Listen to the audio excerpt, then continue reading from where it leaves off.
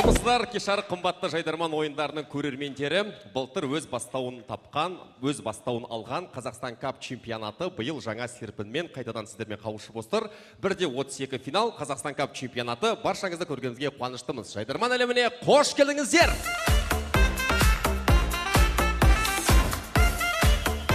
Сайысымыз жекпе-жек форматында өтетін болады. Командалармен ойынымыздың барысында бірден танысасыздар, ал әзірге осы командаларға төрелік ететін Қызылар алқасының құрамымен таныс болыңыздар. 2024 жылғы жайдарман ойындарының чемпионы Жуалы құрамасы Нұрсұлтан Төребеков.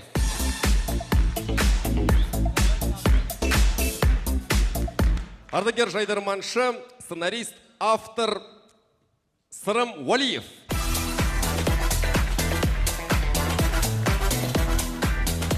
Және жайдарман қозғалысының негізін қалаушы Есен Елеукен ағамыз. Есен Елеукен.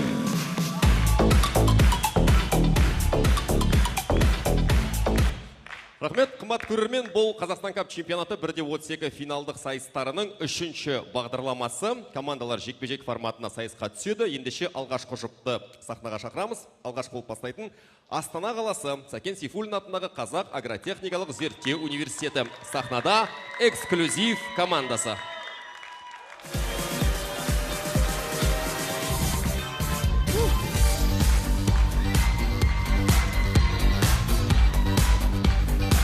Добро пожаловать, дамы и господа! Мы эксклюзив, мы команда из Астаны. Мальчик, перестань. Сумасшедший, а?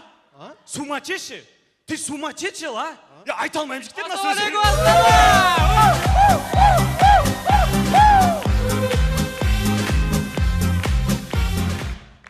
Нұрислам, сен осы андай бола ма? Баняға түсіп боласың ғой. Баняға түсіп болғаннан кейін орамалмен сүртінесің ғой. Сүртінатын кезде кірің езіліп кетеді ғой. Боламасың өзіне. Болады ғой, болады. Сен андай бола ма? Аяқ асты қонаққа барасың ғой. Аяқ киім шешкеннен иіс шығады. Болады. Сен андай бола ма? Басыңды жумай жүресің ғой. Май-май болады ғой. Басына кепка киіп жүресің ғой. Болады ғой. Сен андай бола ма, ағаш? Екеуің жуынбайсыңдар ма сонда? Үстіп салақтықтарындай тұра бересіңдер ма? Бүйтіп әңгіме айтатындарың бар, залға түсіп көресіңдерші барып ойынды. Нұрислам, сен осы андай бола ма? Бір адам ұрсып тұрады ғой. Сөзін елемей тұра бересің ғой.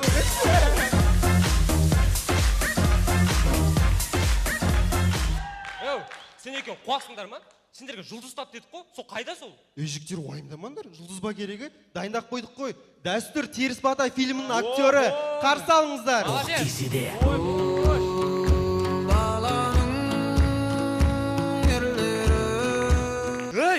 Бастарың жасай ма? Алдиық қаяқта? Жігіттер, сендер жинап берген 5000 теңгеге Алдиқ ағамыз керек емес. Алдиқ ағамызға керек емес 5000 теңге. Еще біз өкісімен хабарласқан да жоқпыз ол кісімен. Енді жинап берген ақшамыз қаяқта біздің? Енді жинап берген ақшаны Алдиқ ағамыздың Каспий нөміріне салып жүрдік қой. Ойбай, нөмерін таусыңдар, қалай хабарға шығамай жүрсіңдер сендер? Бастарың жасай ма? Су бірінші керек па? Қойсаңдаршы болды. Бірақ ұрыспашы. Молодец, мына екеуі қараш. Мұна актерлар қазіргі актерлар қарағанда жақсы. Неге? Мынау қыруар гонорар сұрамайды мынау. Кейін артынан подкаст түсірмейді мынау. Мынау бар ғой, кейін хит кино жазады ғой. Кинотеатрын шетінен қол шапалақтап берекетті алмайды актерлар.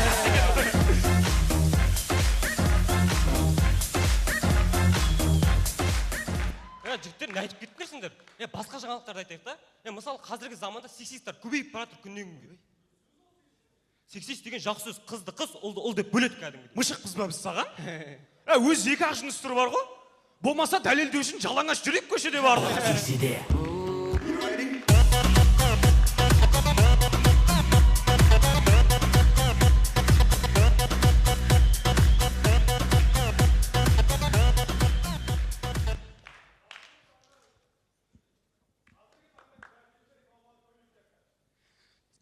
Жатыңдар, бұл тонау. Әсем колготкилары кез келген жерде жайлылық сыйлайды.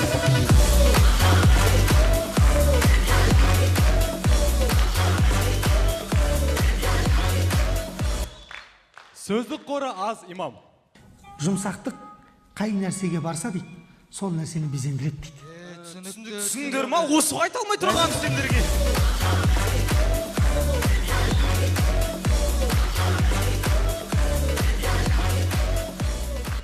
Көреміз тәрбиесіз отбасы. Сендерге бүгін әкеге темекіні бүгін бітіру керек па тегі?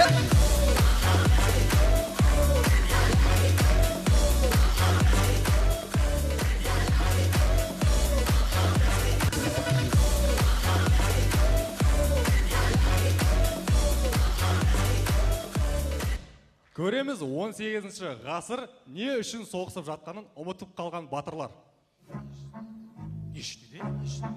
Ей, жер үшін соғысып жатқан жоқпыз ба? Қой оны қабанбайлар қаласып тұрады өткен бе? Қалас болып кетті. Ол емес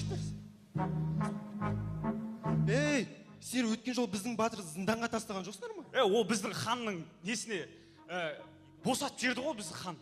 Иә. Ей, сендердің хандарың біздің қызды алып қашты. Содан. Қой біздің хан сендердің қыздарыңа қарайды дейсіңдер ма? Онша емес қой сендердің қыздарың. Онша емес қой сендердің қыздарың. Қалай онша емес? Онша емес кәдімгі. Сіздер осы үшін кейін соғыс атқанбыз, давай жақсы.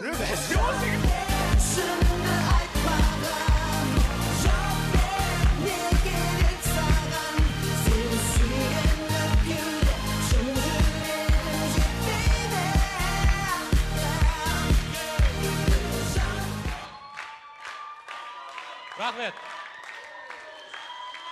Рахмет.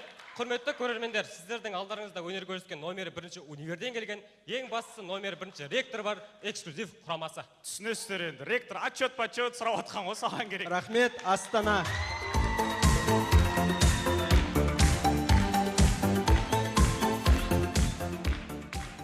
Эксклюзив командасы Сәкен Сейфуллин атындағы Қазақ агротехникалық зерттеу университетінің ректоры Қанат Треуовке өз алғыстарын білдіреді. Эксклюзив командасының қарсыласы сахнада Қостанай облысынан келіп отырған Денисов ауданы, Денисовка командасы. Нағыз қазақтың өлең беш атып бастайын нәт саған. Я вовсе не пророк, я больше про рэп. Я о том, как зарабатывать себе на хлеб. У кого-то разум есть, у кого-то нет. Ендер партиді ұл ба, қыз ба деп емес, орыс па, қазақ па деп анықтайтын Денисовкадан келдік. Добрый вечер, рудники!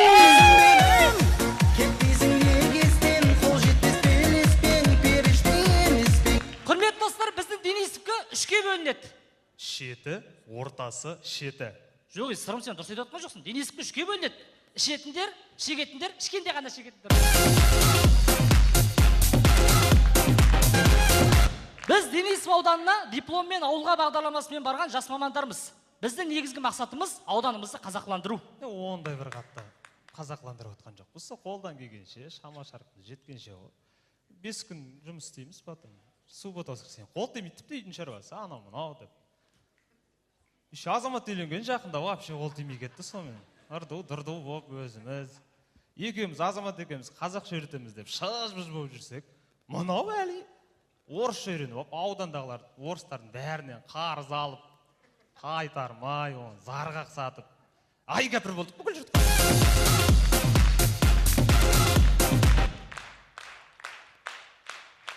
Пацаны, я почему опять молчу? Құрметті достар, бұл Әли. Әлидің орысшасы кейбір шенеуніктердің қазақшасы сияқты. Естественно, правильно, шутим же просто.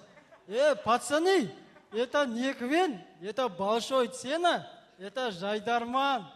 Ахаху, сахаху, расслабониться не надо, короче. Я вообще не хочу с вами не играться. Құрметті достар, айтпақшы, бүгін Әлидің туған күні. Сондықтан Әли бүгіннен бастап біздің команданың капитаны. И это уже другой разговор.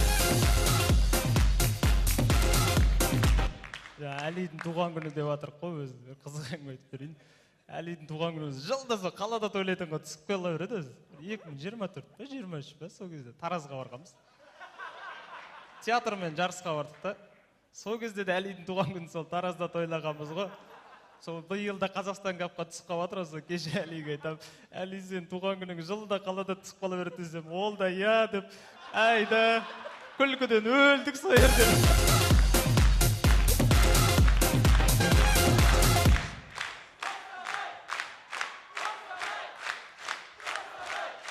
Ол жай өткенде Денисовкада Настя деген қыз келді. Ағай сізден қазақша үйренейін деп өлді. Жарайды, қазақша не болды, үйретейін келді. Үйретіп атым бір кезде. Сосын айттым, мен сен қашанғы тіл үйрене бересің, енді достаточно үйреніп қойдың ғой. Давай саған ұлттық ойын үйретейін деп. Қызғы ойнадық екен. Сосын? Дау отыра қойып кетті, қыз атайды.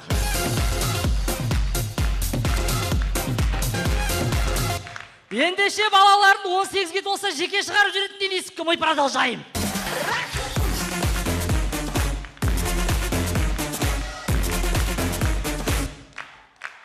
Біз Денисовкада жүрген кезде кейде аналарымыз бізге қоңырау шалып, дәл осындай әңгімелер айтып жатады. Алло, қалайсыңдар? Бір хабарласуды білмейсіңдер ғой. Ән жаққа барып бір орыс қатын қойына кіріп алғансыңдар ма?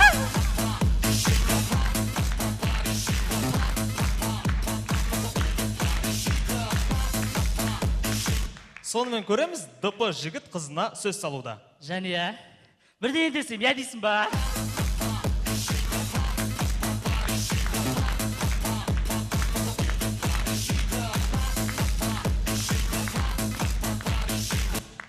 Бұрын акушер болған ағамыз карт ойнауда. Так, мұнан бассам тук бітпей ме екен ей?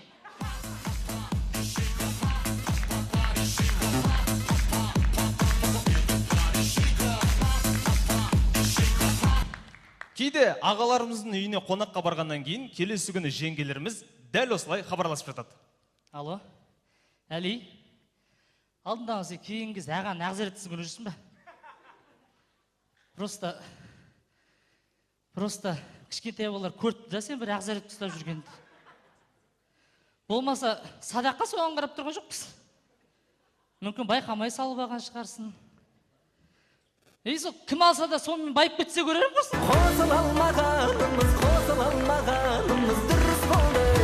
Кино, кафе, паркпен бақтағы қыз. Бөлек күн кешіп жатқанымыз. Ғашықтардай әйгілі мүмкін бізде.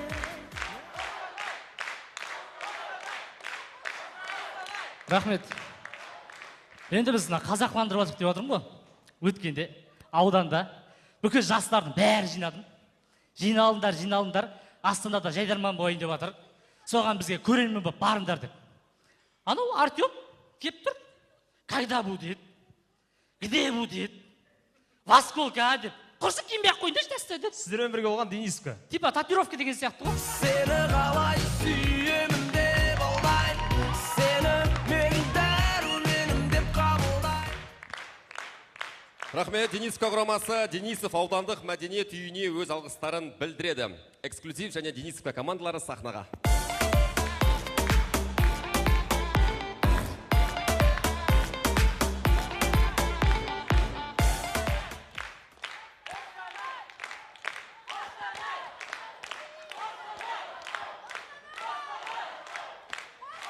Рахмет.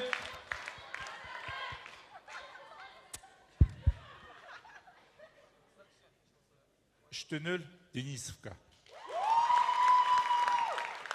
Денисовка құрамасын келесі кезеңге алған жолдамаларымен шын жүректен құттықтаймыз, жалғастырамыз.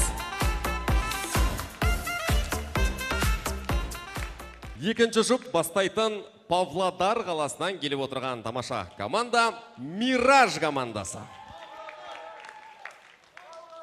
Музыкалды шығу.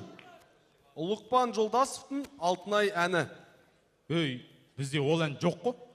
Қосын бақа шығайын деп атырмыз ғой. Енді қандай ән бар? Майкл Джексон бар. Жарайды, қоя берінде шыға салайық.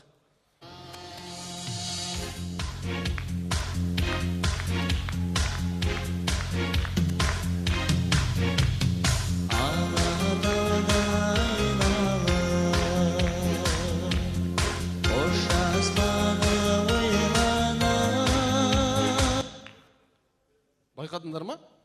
Есен аға Маусым Ашардың қайта-қайта болған қалайтын сияқты. Жоғары лига болды. Одан ұшқан командалар Суперлига мен Ұлттық лигаға келді. Ол жақтан ұшқан командалар Қазақстан капқа келді. Ертең Жайдарман Junior. Пожалуйста, Маусым Ашар. Әуендерде керек емес дыбыстар өте көп. Сонымен тамашалаймыз, Белучи тобының бір мүшесі талып қалыпты. Таза қызылорда. Біз жақта тау жоқ, бірақ тауы бар. Қарақат Әбілдинаға диджей прикол ұстап тұр екен.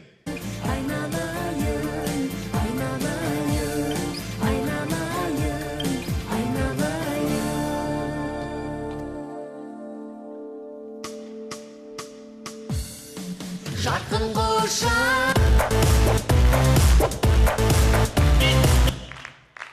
Жаздәурен ән айтып жатқан кезде фанаты келіп фотоға түсіпті.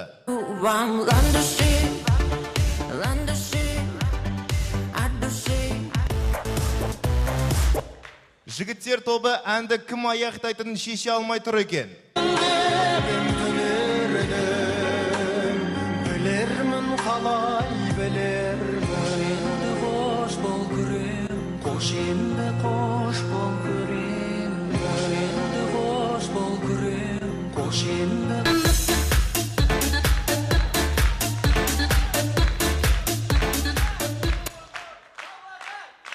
Байқадыңдар ма? Нағашыларымыздың бәрі ажырасқан болады ғой, е? Сіздің байқадыңдар ма? Машинасы жоқтар кобальтты менсінбейді, е? Сіздің байқадыңдар ма? Бір саусақ жоқ ағатайлар ремонтты қатты істейді ғой. Сіздің байқадыңдар ма? Көшеде келе жатып, әдемі аяғы ауыр әйелді көрсек, қимайсың, е? Неге ол әдемі аяғы ауыр? Неге меннен емес? Әдемі әйелдердің аяғы ауыр болмау керек. Сосын байқадыңдар ма? Мұндай ұзын печеньені былай жейміз. Ежа қудырып қоясың бай, темекі шеккен сияқты. Сосын байқадыңдар ма? Тиктокта осындай кино обзорлар өте көп. Меня зовут Фрэнк. Я работаю на богатого бизнесмена. Однажды он дал мне задание убить человека, а я убил его дочь.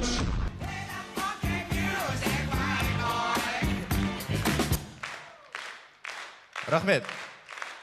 Жалғастырамыз. Шиза ән айтып жатқан кезде біреу жағаласып тұр екен. Хабарласып тұр, ресім екен жайымда. Можем потревожить весь ағайын.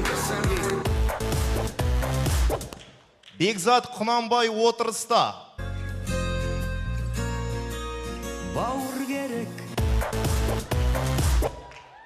Столовыйдағы апайымыз тамақ салып үлгермей жатыр.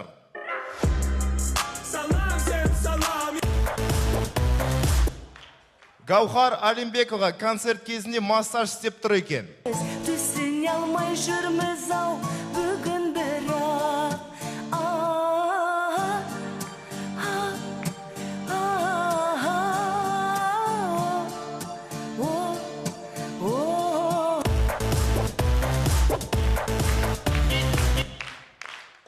Рахмет.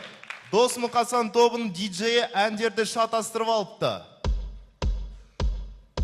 Кеше біздер ғашық болған, кездесуге асық болған, арулар жүрейімізде. Жағдайымыз Я люблю КВН.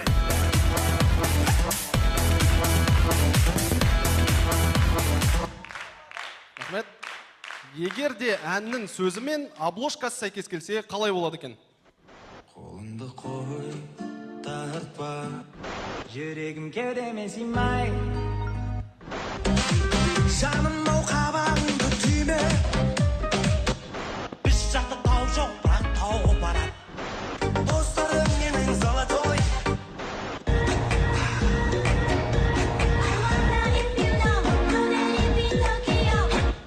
Қош бол енді мектебім менің. Сол гүлім ай. Кімдер кетпейді, біз жаман бәрі ердеме. Сол гүлім ай, қызықтырдың ай. Әппақ гүлім ай, ардағымсың ай. Қызыл гүлім ай, қызықтырдың ай. Рахмет. Рахмет. Сіздердің алдарыңызда өнер көрсеткен 10-15 жыл өтсе де, эфирдегі әзілдері кез келген жастағы көрермендерге күлкілі болып тұратын, яғни өлмейтін әзілдер ойнайтын Мираж Жайдарман тобы. Рахмет, Астана. Fruits came from my labor, now they wanna play now, and the dome I made me crack. Рахмет, өте тәжірибелі ойыншылардан біріккен команда сияқты көрінді. Павлодар қаласының намысын қорғаған Мираж командасы залда отырып қошемет көрсеткен көрермендерге өз алғысын білдіреді екен. Мираждың қарсыласы Қарағандылық команда сахнада Тфа командасы.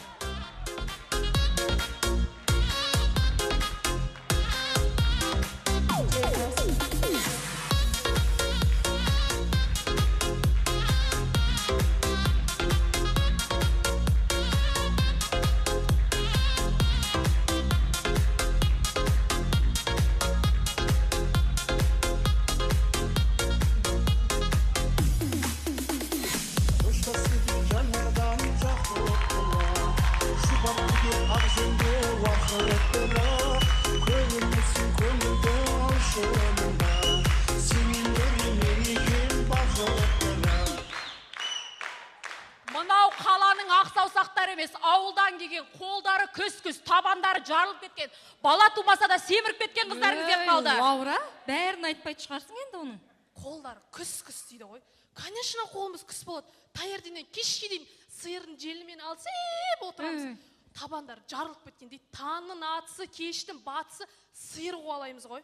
Бала тумаса да қарындары салбырап кеткен. Күніге 5 литр шай ішеміз. Өгіздей болып қаппыз, қыздар. Сәлем берді Елорда!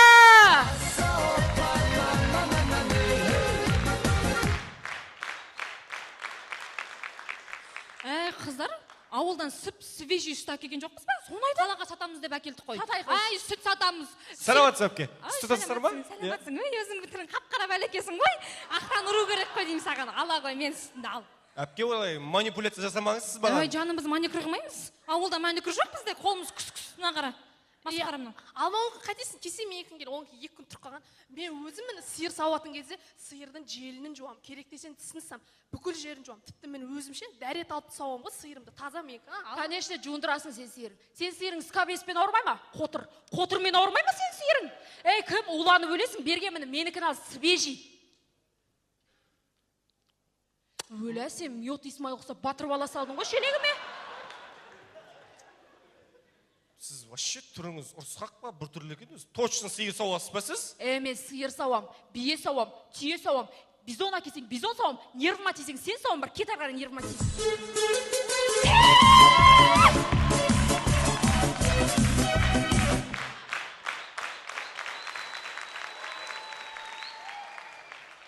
Қыздар, мына Астанада ешкімде жоқ нәрсе алып келдім ғой мен ауылдан. Қойш, көрсетейін сендерге.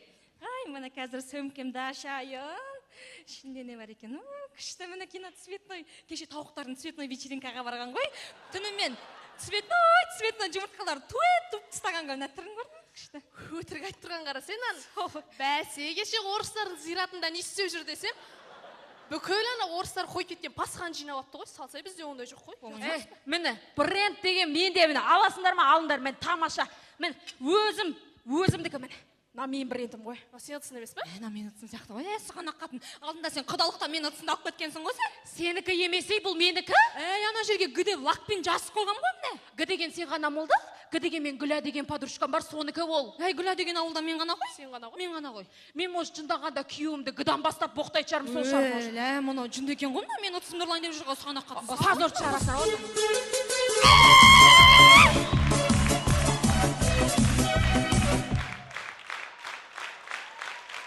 Қыздарына ойын біткеннен кейін артта тұрған қыз командаларға мына жердегі әдем балалар жазады. Бізгеше ойын біткеннен кейін тракторшы Қанат дейді, Соқыр Самат дейді, Бұтық Исық Марат, общем бәрі фанат. Осындай балалар жазады ғой бізге.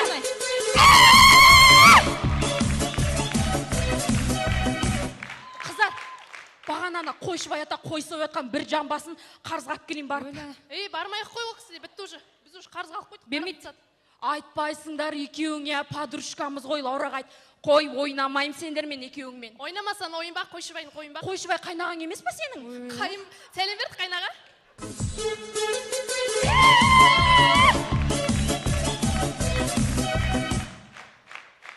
Мынау қаланың қыздары, біз айтады, ауылдан келген бұлар түк білмейді дейді. Қыздар, көрсетті не біледі? Көрсетті, қызым, современный музыка жібеш қаны. Опан Gangnam Style.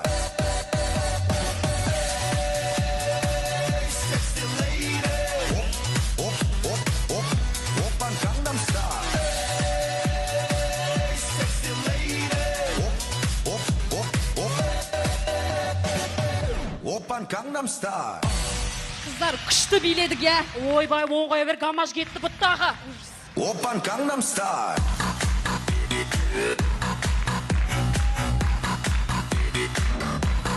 Gangnam Style.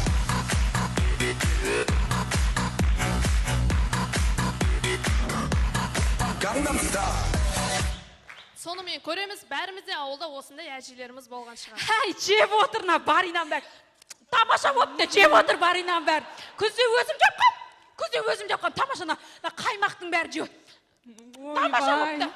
Сендер келетіп сепиратордан қаймақ өткіздім. Тамаша болған қыздар. Шай құйып бені шай. Нанасында самбасын төгіп соң, жаққа төгіп жер алда бейді. Ятайын. Ішіп отырыңдар айналайын. Тәтен айранды болдым. Бақат ашпегенсің ғой сен. Бейтіп, бүйтпейт жек қоймайсың ба? Мен осыны до конца жек қойшы айналайын сен. Ұят болды мынау. Қасық бар ма? Қасық жек. Қасық жоқ па не жерде? Ойлама, таңертең ақтөс жет кешке меншем үйде бір қасық.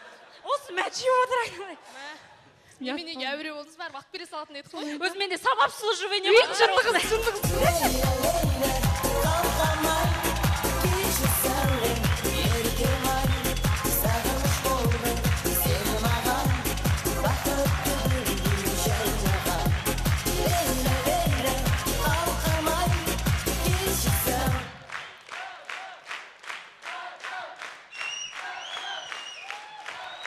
Рахмет. Қаланың қыздары бізге осындай халат киіп, осындай ойын ойнауға ұялмайсыңдар ма дейді. Ұялмаймыз. Өйткені мен де ауылдан шықтың қыздар. Сендер де ауылдан шықтыңдар. Ойын аяқта ешкім жоқ екен ғой. Сіздер де ауылдан шықтыңыздар. Неге шығып атсыңдар бәрің ауылдан? Кірмейсіңдер ма қайтып? Сіздердің алдарыңызда болған Қарағандыдан келген Тфа-Тфа Жайдарман құрамасы. Рахмет, елорда!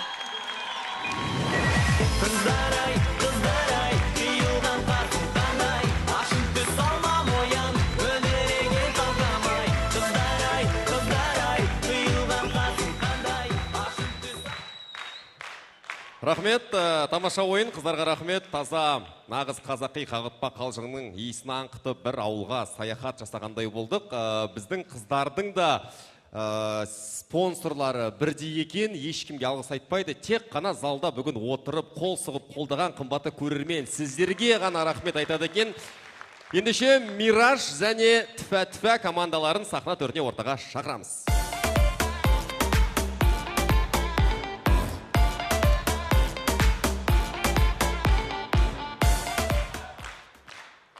Өте тартысты жұп болды. Нәтижесі қандай болады екен? Есен аға. Бізде шешім пауза. Енді бұл пауза екі команданың екеуі де жақсы өнер көрсеткендігіне байланысты деп ойлаймыз.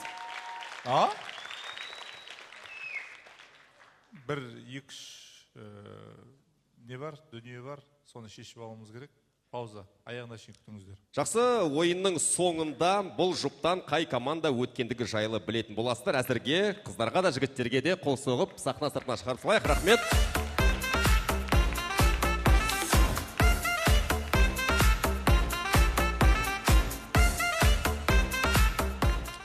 Келесі команда сахнаға шығуға дайын боламын дегенше, биылғы жылғы Жайдарман ойындарының бас серіктесі Freedom Ticketon кино, концерт, спорттық ойындардың билеттерін енді бір жерден сатып алуға болады. Бұрын соңды билет сатып алу дәл осылай оңай болмаған. Freedom Ticketon бұл жай ғана билет сататын сервис емес, бұл сіздерге жарқын әсер сыйлайтын афиша. Жайдарман және Freedom Ticketon біргеміз биылдан бастап.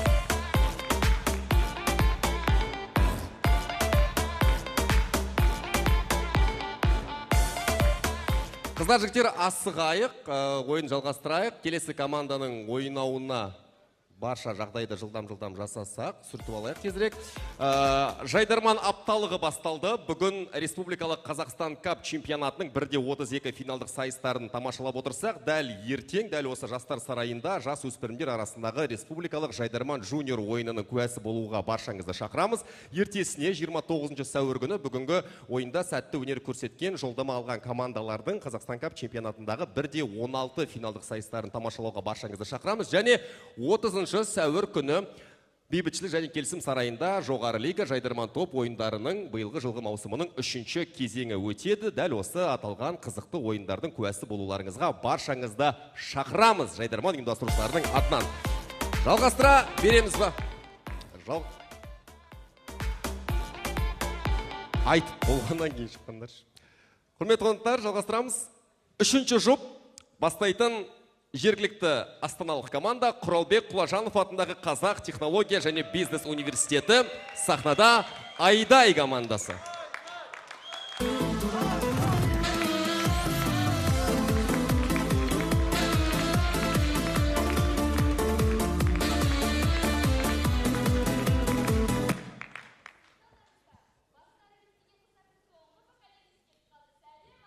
Арманың айдай алтын тұғыр, жеткізерме майда қыбыр-қыбыр.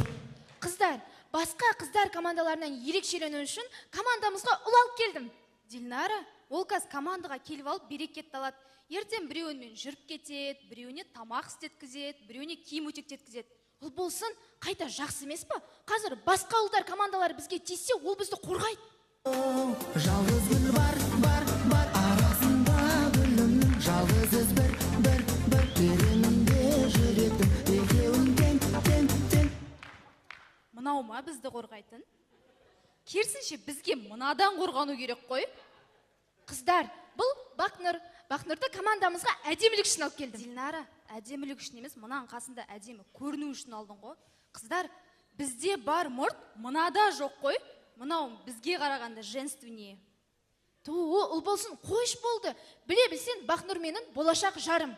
Болашақ жарым емес, болашағы жоқ жарым. Қыздар, енді мен айтып тастайын.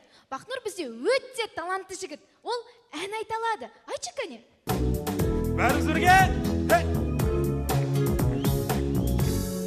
Пусть говорят. Дейтін программа шықпай кетті, қыздар. Не мынауын енді? Қыздар, мынау қыздан да жаман ғой. Бір сүйкімсіз. Мынаған қай жері әнші? Әрі кетсе Солтүстік Корея президентіне ұқсайды. Қыздар, ұлы сөздің ұяты жоқ. Біздің кеудеге қарағанда мынаныкі үлкен ғой.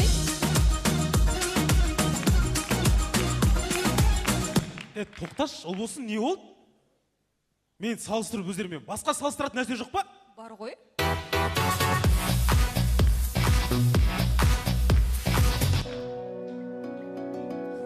Қазіргі жастардың тамағы, сағындым сені.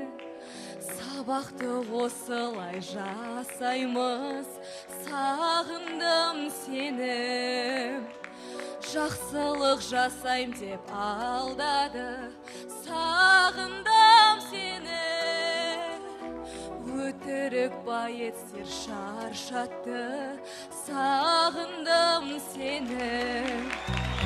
Аңыз адамдарды ұмытпа, қайдан шыққаныңды ұмытпа. Бекзат батырымыз жеңіске лайық па. Қыздарына полный бірде 16 oldu. Ертегі мұң бұрдың, бекесің айнедің, бекесің жұлдыздайсың ағыл ошақтарыңнан. Әлдейдің, бекесің қаншайымсың аңсап жүрін сағынан. Құрметті достар, біз бұнымен еш нәрсені де ешкімді де салыстырғымыз келген жоқ. Бұл жай ғана үлгі. Алдарыңызда өнер көрсеткен астаналық Айдай қыздар құрамасы. Рахмет, Қазақстан!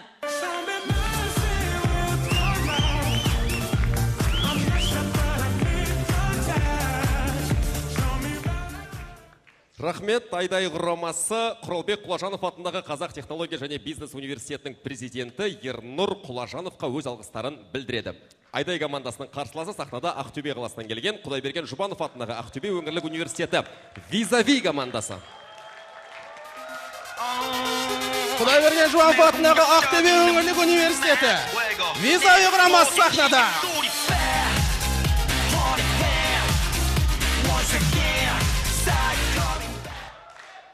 Жігіттер, ойнамайым мен. Неге Ақтөбеде айтпадың оны? Пойызда келдік, сол кезде айт. Сахнадан шығайын деп атты. Хотя бы сол кезде айт. Бүйтетіндерің бар, ойнамаңдар шошы. Амандас қалқын. Қайырлы кеш елорда!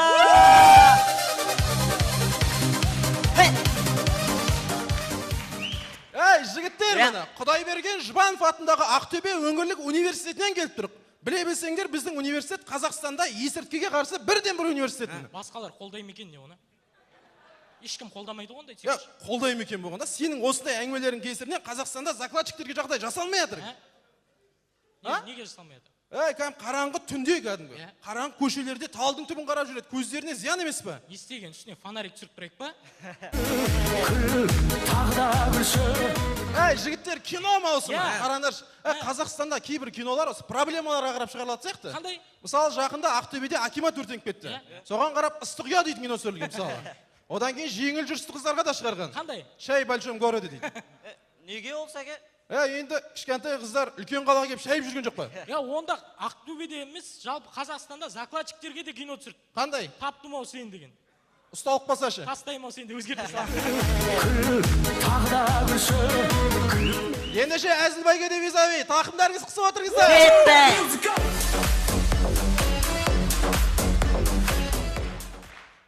Мектеп кезінде сабақты ерекше түсіндіретін тарих ағайлар болады.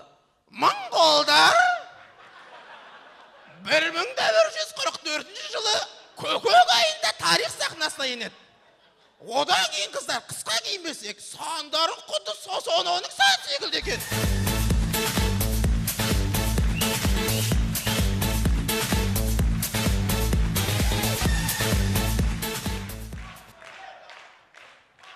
Рахмет. Қала күнгі концерттерде әннің сөзіне қарағанда бейіне қатты дайындалатын әншілер болады.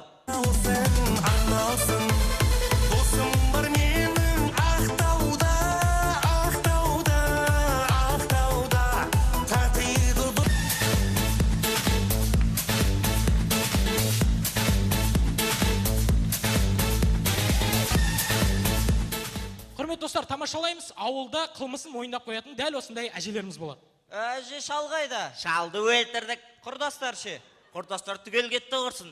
Ей бала, сенің атан қашан қайтыс болды? Көкөк айында?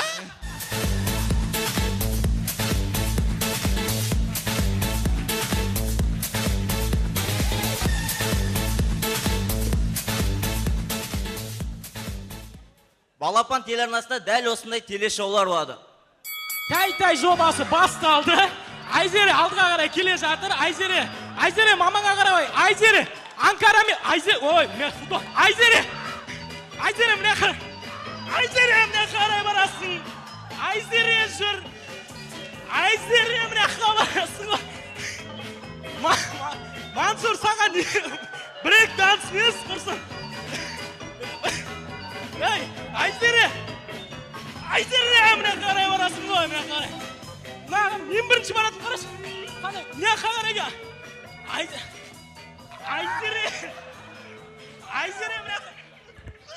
Айзере неткен ауырсың?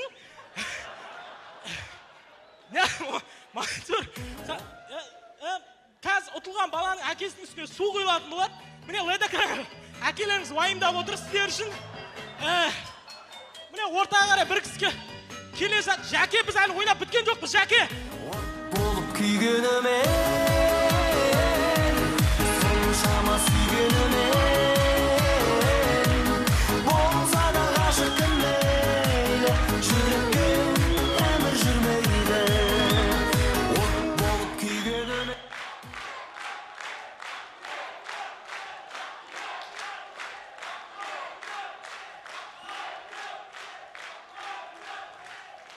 Рахмет, құрметті көрермендер, құрметті қазылар алқасы, біз визави құрамасы жебе секілдіміз. Бір қадам артқа жасап, алдыға 1000 қадам жасаймыз. Сіздердің алдарыңыз өнеріске Құдайберген Жұбанов атындағы Ақтөбе өңірлік университеті визави құрамасы. Рахмет!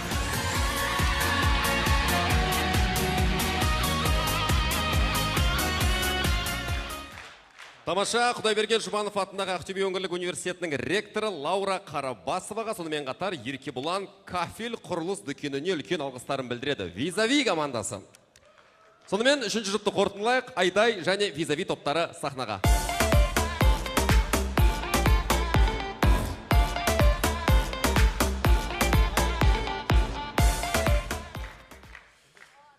Өте бір әдемі жұп-жұмыр сондай ойын болды. Екі командаға да көп рахмет. Алайда пауза әр уақытта бола бермейді. 2-1 визави. Визави құрамасын келесі кезеңге алған жолдамаларымен шын жүректен құттықтаймыз. Айдай командасына да сәттілік тілейміз, және де бүгінгі ойынымызды одан әрі жалғастырамыз. 4-ші жұп кезекте алғаш қол бастайтын Қызылорда облысы, Жалағаш ауданы, Жалағаш құрамасы.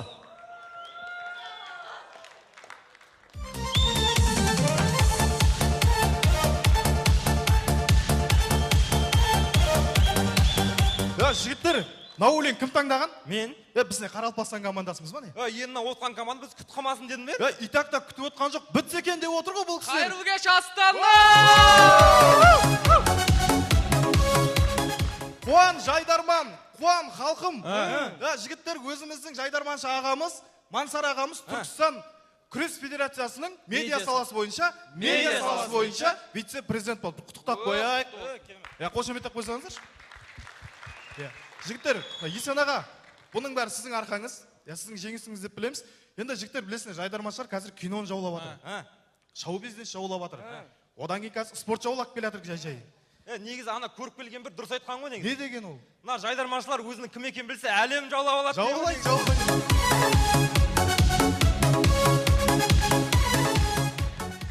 Жігіттер, біз де бір бәлен жауламаймыз, а? Сен бүгін ойын қарып қуасай, бірде 32-де жүрсің ғой сен әлі. Еще әлі жекпе-жек форматын ойнап жатсыңдар. Жігіттер Жайдарманның басқа лигаларында команданың бәрі бұрынғы системаға өтіп, классика форматын ойнап жатыр. Бұл қалай болып кетті? Жайдарман алға жылжып бара жатыр ма, или артқа кетіп бара жатырмыз ау өзі? Байқайық, алдағы 1-2 жылдар Шерман артына сығалап тұр.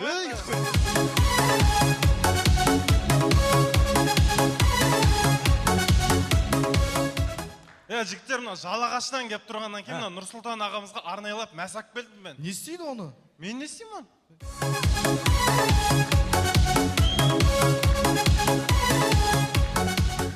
Жігіттер айтпақшы, мен третістен бір өсек оқыдым. Не дейді ол?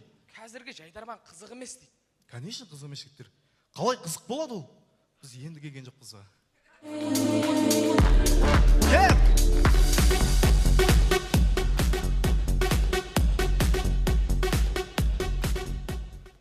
Сонымен көреміз, дроны бар, хандық. Қанем, жау шапты. Көріп тұрмын.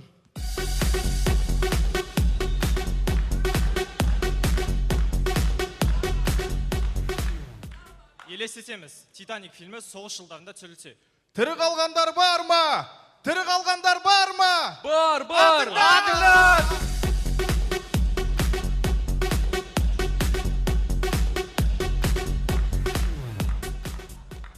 Жалғастырамыз, танысын көріп қалған бомж.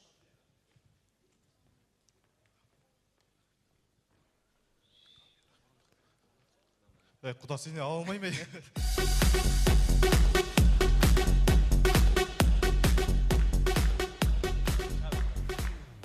Мемлекеттік іс-шара болатын кезде осындай жағдайлар міндетті түрде болады. Онаны қазір маңжылышты қызады ғой бұлар. Мына жерден істеп тұр, құртсаң ақ қарай барай. Айттым, бәрі бастық әйтеуір, мәдениет басқармасы. Әкім келеді ғой, қойсай ортаға отырады қазір. Ой, істеді ғой бұлар әйтеуір, анау дейді, мынау дейді. Әкім мырза міне осындай өзгеріс жасап жатыр ғой. Ана ортаны ақ тұр. Құрт дедік қой, жігіттер аяқ.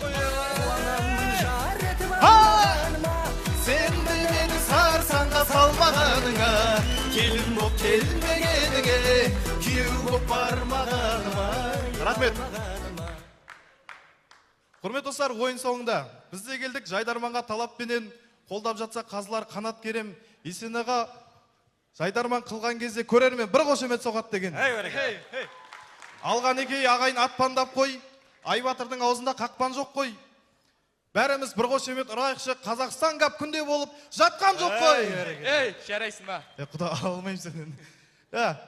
Нұрсұлтан ағамызға бір арна ой жүрейін. Осы кісінің жолын берсін деп. Дүние жалған екен ұғыңыздар, дүние тұрғанша тұрыңыздар. Нұрсұлтан аға орныңыздан тұрып қойсаңыз. 2024 чемпионына бір қошемет ұрыңыздар деп ағамызға. Құрметті достар, ойын соңында осымен Жалағаш құрамасы бүгінгі ойынды тәмамдады. Әрмен қарай нектар согын ішіп, ауылдың Жайдарман тамашалаңыздар. Рахмет, Жалағаш құрамасы.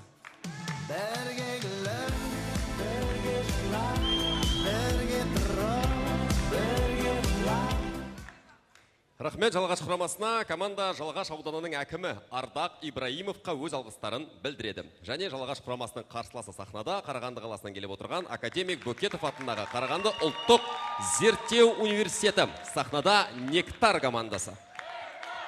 Can you feel it? Whoa, yeah. Whoa, whoa. Can you feel it? Can you feel it? Oh, yeah. 준비하시고 쏘세요. That I like that. 기분 좋아, baby.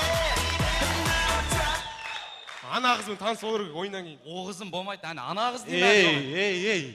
Жайдарман ойнап тұр ғой жігіттер. Мына соңғы жаңалықты естіңдер ма? Қарағанды мен Жезқазған қосылып, жол салу үшін ақш-тан 650 миллиард теңге қарызға сұрапты. Жолға деп қарыз ақша алған ба? Иә. Мынау жағдайдың қалай болған білем ғой онда мен. Алло, родной, Каспийда 650 миллиард шыға ма? Жолға керек болып тұрады просто. Жоқ мен Каристығы басқа номер жерем, соған салып жібере қойшы. Жолға ма? Жолға сонда 650 миллиард теңге сұраған ба? Елдар үйтіп ойнатып керек емес, телефонды қолмен ойнатып тұрмын мына жерде мен. Сен кәм жолға ма деп кәм Абай жолын салып жатқан сияқты. Абай жолына тиіспесен. Қазақстандағы ең түзу жол сол ғана пока. Әрмен қарай жігіттер, ол жолды бетоннан құймақшы екен. Бетон құймайды сол жол. Бетон құяды оны. Железо бетон айтайын құймайды сол жол. Одан кейін ол бюджет 457 шақырымға арналған екен. Сол 457 шақырым, әрбір 60-70 шақырым сайын шұрық тесік жолдар болады. Неге? Біздің таксисттер түзу жолға үйренбеген ғой. Ертең түзу жолда кетіп барады, қайда кетіп баратырмын деп абдырақ болады аналар. Ол ақшаға жол салмай қойық та, лучше Жезқазғанды Қарағандыны салып тастайық та, либо Қараған Жезқазған жанына. Өздерің көресіңдер енді.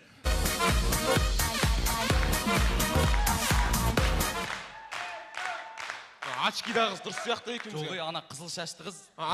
Тоқташы, екеуіне бәрібір ма сонда? Жайдарманды офлайн дайвинчик қылып ала саласыңдар ма? Болмаса бір 6 қыз тартыңдар. 6 ұл 6 қыз болып отырып демалайық ойыннан.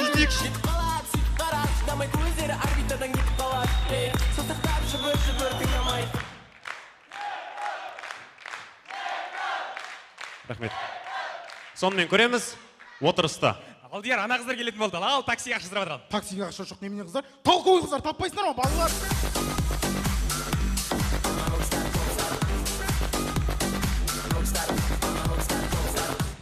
Әнші Баян Сұлу барлығын тіке айтатын болса. Баян Сұлу қайда барсың? Сүйуге, сүйуге, сүйуге.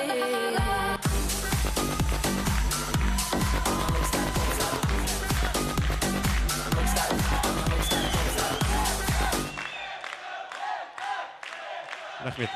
Аналарымыз кез келген видеоларға сенгіш болып келеді.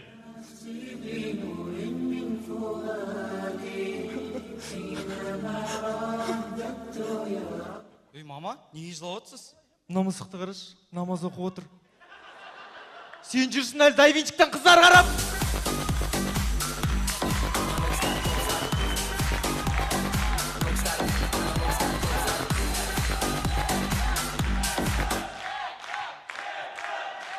Рахмет. Достар, ауылдарымызда осындай расист ағаларымыз болады. Дима қалай? Немістің аны барғы жұмыс тұрады осы дегенде.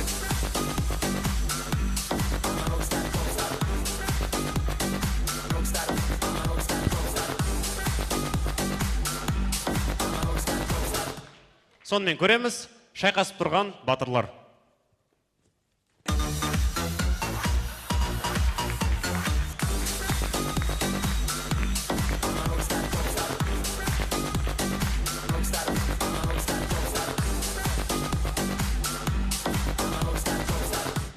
Ауылға келген, кез келген жұлдызды күтіп алатын осындай активный ағаларымыз болады. Ауылға қайратынар тас келді. Қалай, қайрош, аман ба? Кеше кімдікіне қонстанасың? Үй жақ көтсейше етасық бен ғой. Неміс Диман банясына түсеміз одан кейін.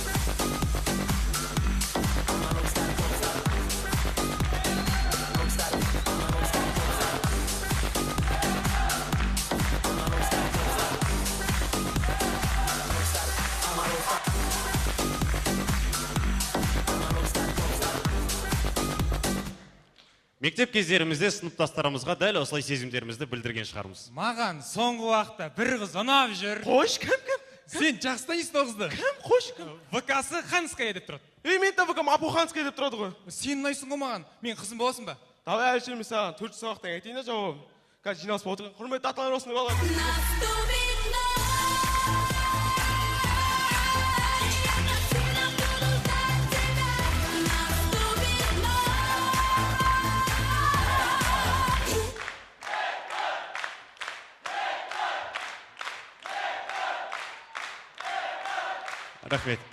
Рахмет.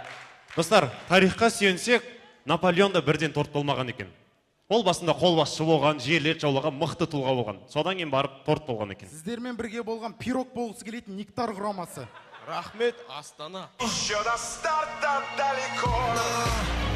Я буду первым, чувствую запах этой победы. Не кричали, нет, ты не сможешь. Рахмет, Нектар командасы академик Бөкетов атындағы Қарағанды ұлттық зерттеу университетінің ректоры Нұржан Жетіспайға өз алғыстарын білдіреді. Жалағаш және Нектар құрамалары сахнаға.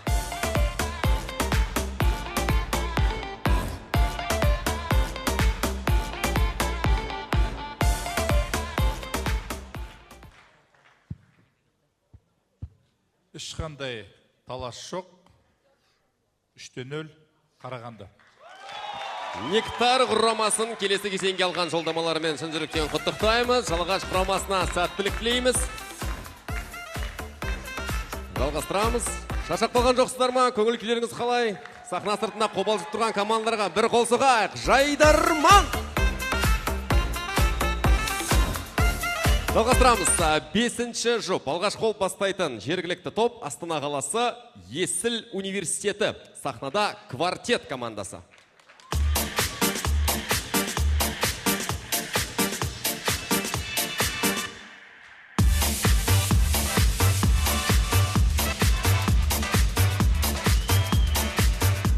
Басың жасаймас егіне өлең тыңдап отырсын. Шығайын деп атыр қой, ұйықты қоссайшы.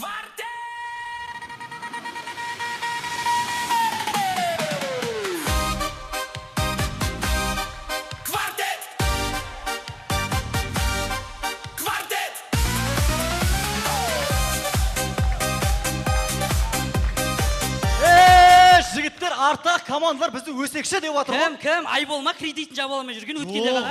Ол жапқан нормально. Айбол ғонда, алдында машинасын соғуға пыч деп атқан, сол айтшы. Он папас тоқтандыш. Бағанадан бері четтеріңнен қарап тұрмшы. Сендер шынымен өсекші сияқты. Кім айтып атыр, кім? Артақ командалар. Қайырлы кеш, Қазақстан! Құрмет көрермендер, біз командамен таныстырып жіберейік. Біздің командадағы Бағдаулет хабарлаушы. Құрметті достар, соңында көреміз. Қазір емес. Енді қазылар алқасына арнайы алып келген сыйлығымыз бар. Сыйлық ортаға.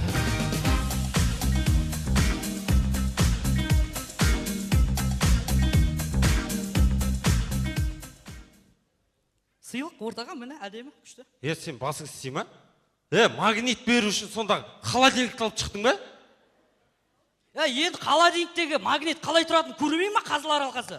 Қалай тұрғанын көру үшін холодильник шығарсаң, ілінетін сағат сыйласаң, үйіңдегі стенаны алып шығасың ба? Онда әкеп қойдым, шығарыңдаршы.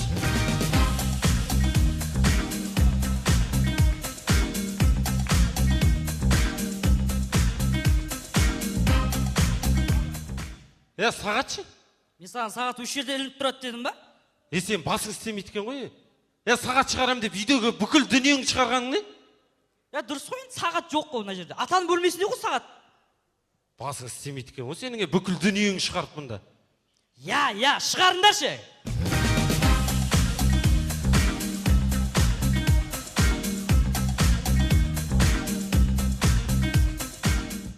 Сағат қайда?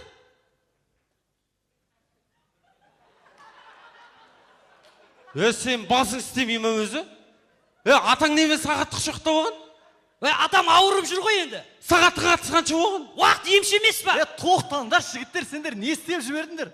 Бағана сен хабарлаушы кім деп ең? Бақа дедің ғой. Хабарлашы миды ашпай.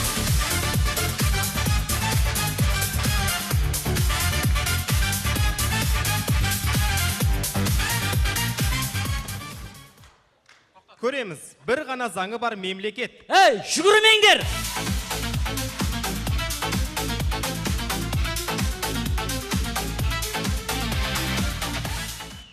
Қалың малы не бәрі 100 мың теңге тұратын қыз үйінде. Қызым, көшеге барып жүріп қайтпайсың ба? Неужели біреуде 100 мың жоқ, а?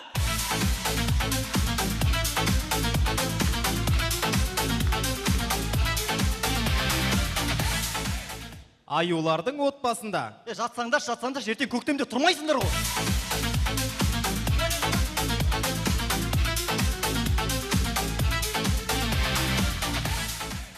Әр группада куратормен қатты араласатын бір студент болады. Балалар, бүгін сабақ болмайды, куратордың аяғы ауыр декретке шығып кетті.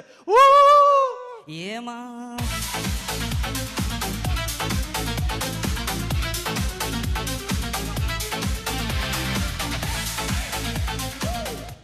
Жетімдер киносы біздің нұсқамызда. Егер сені мөлдіреген жыр десем. Әке, қайда жүрсіз, келсеңізші билікті? Машинаны 4 дөңгелегін жарып тастадым. Бүгін ешқайда шықпай, до конца билейікші.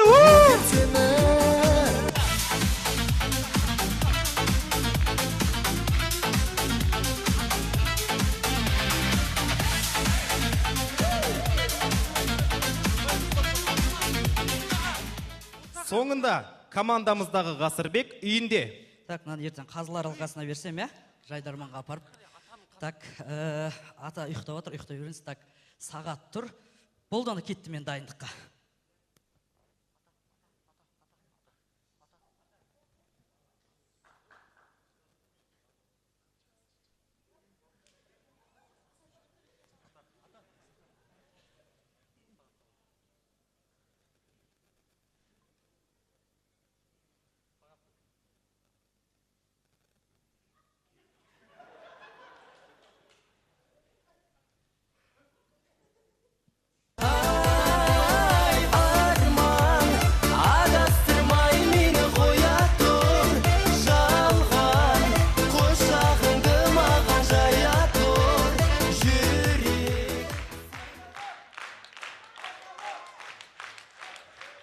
Жігіттер, ойын соңында бүгінгі қазылар алқасы бізді ұмытпайтындай бір сөз айтып кетуіміз керек. Құрметті қазылар алқасы, бізді ұмытпаңыздаршы. Сіздермен бірге болған Есіл университеті ұмытылмас квартет. Астана, бізде осы.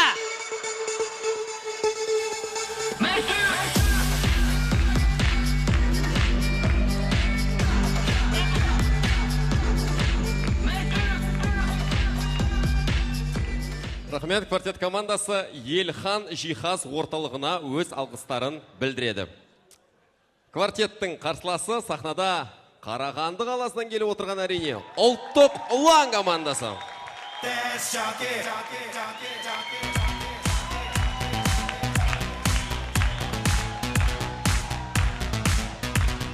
한국의 유행가 아주 신나게 부르는 나 좋아 이제부터 우리 모두 다 날라리 삐리리 따따라 Құрметті көрермен, танымадыңыздар ма не? Біз ғой 24 жасыма бір-ақ жыл қалып, үй іші 40 күндікке сөйлесіп жатыр дейтін. Ей, біз ғой таныстарым военкоматта құжаттарын жоғалтып жіберген, пропискам Қостанай жақта іздемейді мен дейтін. Ей, біз ғой не үшін маған бір жыл әскер оданда қалып бизнес ашып бай кетпейін бе дейтін. Біз ғой ұсталып қалдық біз. Саулығын тілеймін, Астана!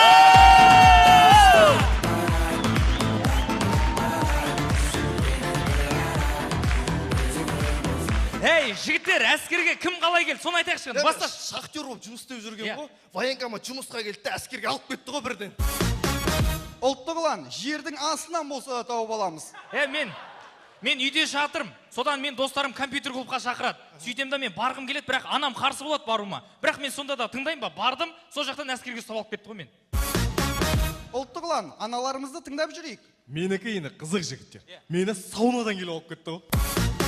Ұлттық ұлан, жұқпалы инфекцияға қарсымыз.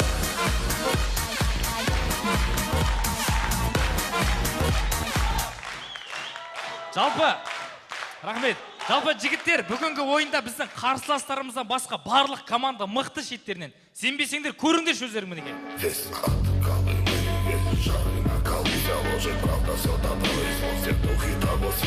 Қалай былай, встретились два разных мира болып тұр ма? Садиктің жігіттері КВН ойнау келіпті балдар қарандар ала. Садиктен келіп тұр дейді, оны ұртас таңертең қашан кетің ба? Да, солай. Сендер өздерің 7 мамырға сыйлық алуға ұялмайсыңдар ма? Ол бір жыл пол жуғандардың міндетсінбей ақ қойыңдар бізге. Былай тұрыш бауыр, мына жер жуып қойған мен. Сосын әскерге барып көрмегендер қалада маникюр қаншадан болып жатыр? Сен просто түсінбейсің, бұл біздің өзіміздің өмірлік стиліміз. Бір отжимание жасай алмайтын жігіттер өмірлік стиль дейді ғой. Господа, упор лежа, принять отжимание. Ойбай, сендер емес, тұр, сендер емес. Ояның күшіңді тауып, сабағыңды дұрыстап оқысының сыйлық қыпа керек, Санта-Клаус. Бәрін үйрету керек әкені рос, ұпыңа үстіге астығы бауыз. Ей, сарбассың ғой сен! Істеп атсың, кімдерін алар? Бұлар менің армиядан күткен жалғыздарым ғой. Қалай? Қалай жалғыз деген сөзге көптік жалғауға болады? Кімдер бұлар? Мынау менің Маликам. Мені бірінші айдан екінші айға дейін күткен. Төзімді қыз екен. Анау менің Ақботам, Ботташка мені екінші айдан үшінші айға дейін күткен. Шыдамды қыз екен. Анау Жасминам, мені төртінші айдан... Болар, Каспер Асырочка ұқса бір жылға бөліп тағасың сен оны. Қойындар жігіттер, біле білсеңдер, мен Қазақстан Республикасына танымал сарбаз. Не істеп танымал боласың сен? 6 тіл білемін мен. Қандай 6 тіл ол? Мысалы мен Маликамен бірінші түсінді бәрі Vato fado gentleman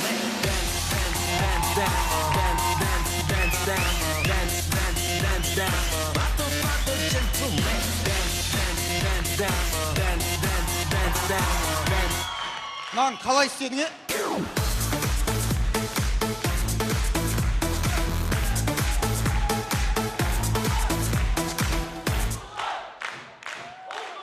Рахмет, достар. Алғашқы әзіл. Әскерде қашатын барлық айла шарасы таусылған жігіт көшеде. Арнат, мен сен бәрі ұстап алам дейм. Арнат, ұстап алам дейм мен сен. Арнат, ұстап алам дейм бәрі. Домик. Сен үйің жоқ па, Арнат? Оң үстіне мен сен көріп тұрмын. Арнат, ұстап алам дейм бәрі.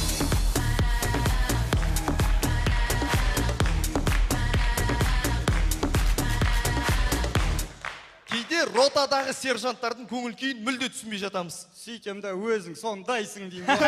Күлесіңдер ғой. Өмірлерің балма не? Ойнай, тұра бер. Тісің жұтық қойшы. Күлмей тұр. Сөйтем да сол қолмен күтіп алам ғой. Ача күлмейсіңдер ғой сендер, е?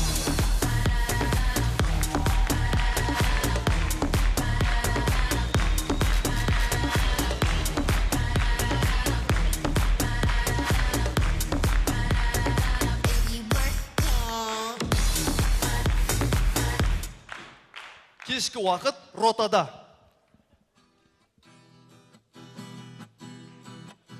Рота подъем, ащы дауыс киінуге асығамыз. Отан қорғау біз секілді жігіттерге басты фарш. Фарш несі?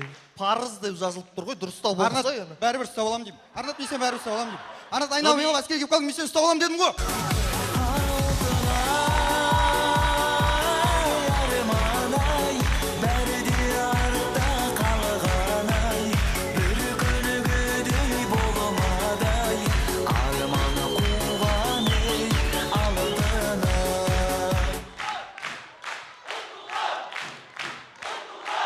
Рахмет. Құрмет достар, жалпы қазіргі қоғамда ең қымбат билет Түркияға, Египетке немесе Дубайға деп ойлайды. Ал шын мәнінде ең қымбат билет ол әскери билет. 1,5 миллион тұрады ғой. Бәрібір ала алмай қаласың ғой. Ақыр соңында әскерде жүресің. Әскери билетті абыроймен, өз күшімен алуға, әрі ешбір қаражатты шығынсыз алуға болады. Ұлттық ұлан, мынау ұсталық баған. Тек тұр, еркін тұр. Рахмет, Астана!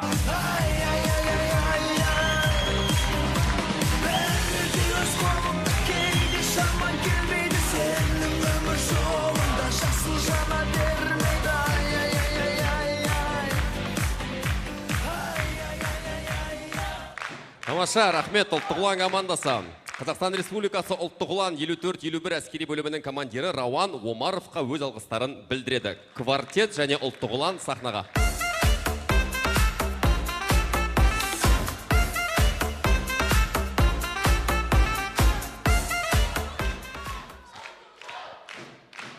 Өте мықты жұп.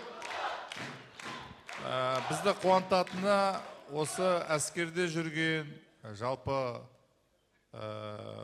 отан алдында борышын өтеп жүрген жастарымыздың жалпы кез келген нәрсеге жауапты болғаны бізді қуантады. Ол ойын бола ма, ол әскер бола ма.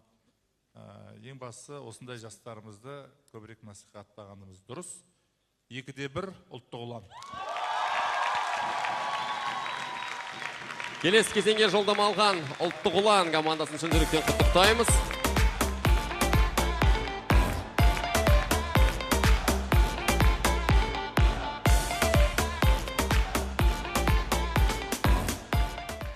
Рахмет, қолдаған жандарға ерекше рахмет. Бәлкім сіздердің қолдауларыңыздың арқасында да команда осындай тамаша жетістікке жетіп жатқан шығар. Енді келесі жұптың өкілдерін де жақсылап қолдайсыздар деген үміттеміз, қымбатты көрермендер. Петропавл қаласынан келіп отырған Манаш Қозыбаев атындағы Солтүстік Қазақстан университеті. Сахнада Манаш құрамасы.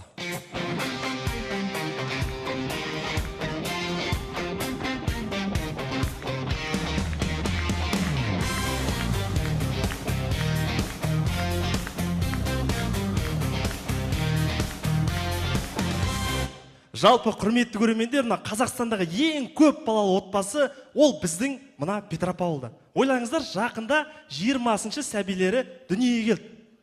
Енді көріп отырғандарыңыздай атқа жоқ қаладан келіп отырмыз. Жігіттер, сосын байқадыңдар ма, соңғы кезде қаламыз деген кәдімгі заманнан қалып бара жатыр. Тіпті алдында Ернар Айдардың өзі келіп концерт берді. Ой, Ернар Айдар боп, халық боп, бір-бірімізді дәл түсіндік біз кәдімгідей. Жалпы құрметті көрермендер, біздің Петропавлдан әлемге әйгілі Ботай тұрағы, яғни мәдениеті шыққан. Сосын Олимпиаданың чемпионы Александр Винокуров шыққан. Сосын жуырда пар Олимпиаданың чемпион болған Ербол Хамитов шыққан. Сосын Қызылжар бренді шыққан. Бірақ бүгінгі ойынға ден дұрыс әзіл шықпады дейсің ғой жаңа.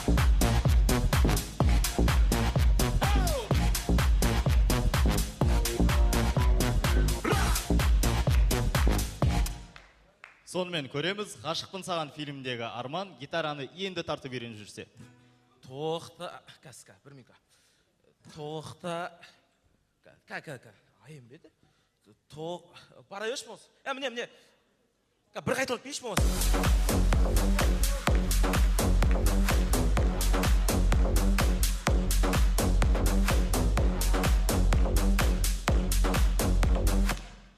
Кенесары ханның ұрпағы үйінде. Әке, мен Ресейге оқуға түсем. Атаңның басы!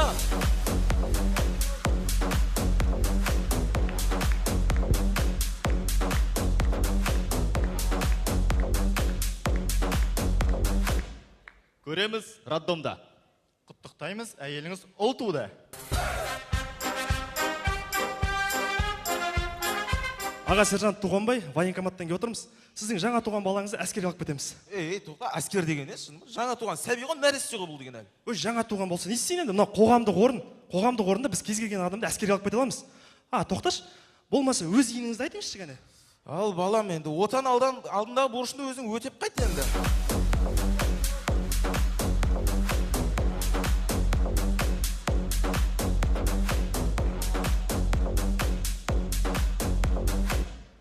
Бюджеті өте төмен қайырымдылық қоры. Жыламаңыз. Құтты болсын. Енді сізге міне қайырымдылық қорының атынан 3 бөлмелі пәтердің кілті. Рахмет. Шынымды айтсам, күтпедім. Пәтер қайда? Пәтер жоқ, әзірше кілті болса.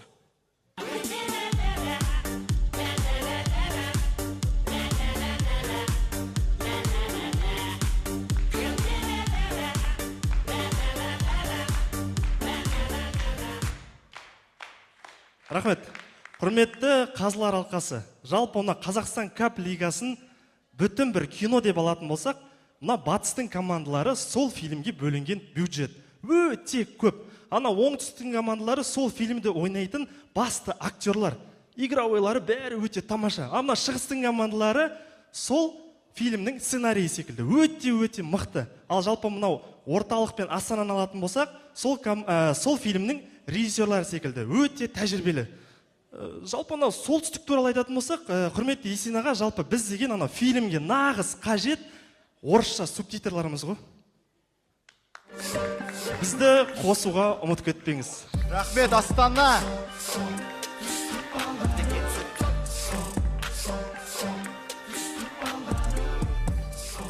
Манаш құрамасы Манаш Қозбаев атындағы Солтүстік Қазақстан университетінің басқарма төрағасы, ректор Ербол Исақаевқа, сондай-ақ әлеуметтік мәдени даму жөніндегі басқарма мүшесі Әділхан Төлепбергенге өз алғыстарын білдіреді. Манаш құрамасының қарсыласы сахнада Тараз қаласынан келіп отырған Дулати университеті Әуесқой командасы. Жарық, дыбыс, мотор.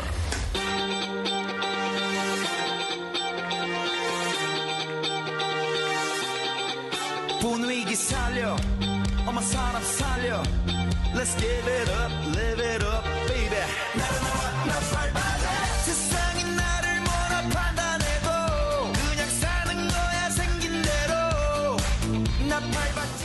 Құрметті көрермендер, біз Тараз қаласы Дулати университеті өнер кафедрасында оқитын, яғни актерлармыз. Датым бар тақсыр. Джон, мен сен келетінді білгем. Тоқташ, берші.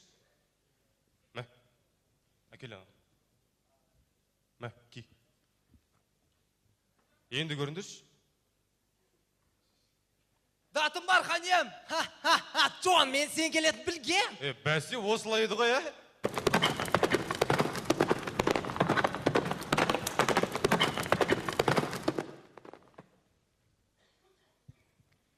Төлеген өлді. Сендер немене бәле театрсыңдар? Немене бәле, Мейрам кино студиясының кастингін өтпеген балалар құсап. Тарқат жүре салу керек қой сендер. Now you're here by my side. You are next to me. I want to. Жаурақ бетін жота ішке кіреміз ау,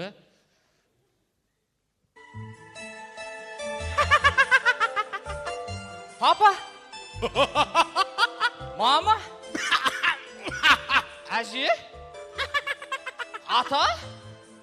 Сен немене бәле семьядан шыққансың? Әулетіңді танымайсың ба сен? Тарқат жүре салу керек қой сендей сақтан. Now you're here by my side. You are next to me. Алсай ана бөчек жанатын болды ғой. Фридом Тикитон? Сәуле!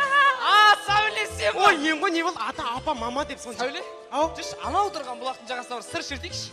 Бұлақтың басына? Рахат, только без плохих намерений. Иначе никак, Сәуле.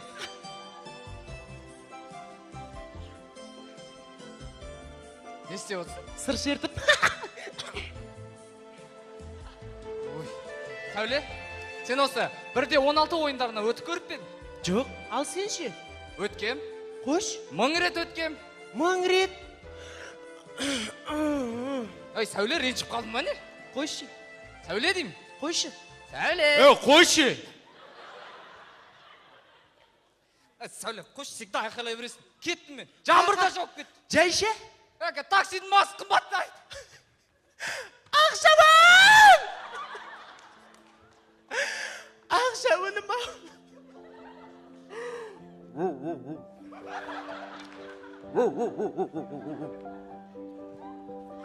Хаздай! Кімі? Хаздай! Бұл қайсысы? Мен ғой Хатико. Хатико? О, Хаздай! Сен тірісің бе не? Я. Әй, бір өлмейтін ит екенсің 5 жыл бойы. Ей, бір сонда да еркелеткің кеп тұрады. Үттікі, үштана, бүштікі, бүштана. Ей, бір ит сияғы жоқ, дай лапыл. Бір ит сияғы жоқ қой. Dites-moi d'où il vient. Enfin, je serai où je vais. Maman dit que lorsque je espion, on finit toujours par trouver. Elle dit qu'elle m'est jamais très loin, qu'il pas très savant travailler. Maman dit qu'à travailler c'est bien, qu'être comme à l'accompagner. Pavé, où est papa? Dis-moi où est papa? C'est bien d'y parler, c'est ce qui ne va pas. Ah, sacré papa, dis-moi où est gâché, ça doit. T'es où ma 1000 fois que j'ai, comme t'es mes doigts. Hey! Où t'es papa, où t'es? Où t'es papa, où t'es? Où t'es papa, où t'es? Où t'es, où t'es papa, où t'es? Où t'es papa, où t'es? Où t'es papa, où t'es? Où t'es papa, où t'es? Où t'es papa, où t'es? Сахнада актерлар.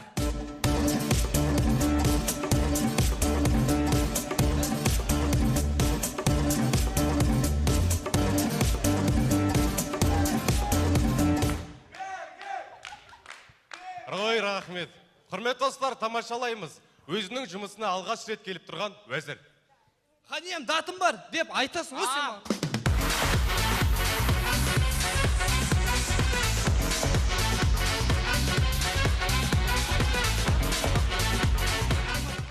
Американдық киноларда дәл осылай өзінің жерлену рәсіміне келетін кейіпкерлер болады.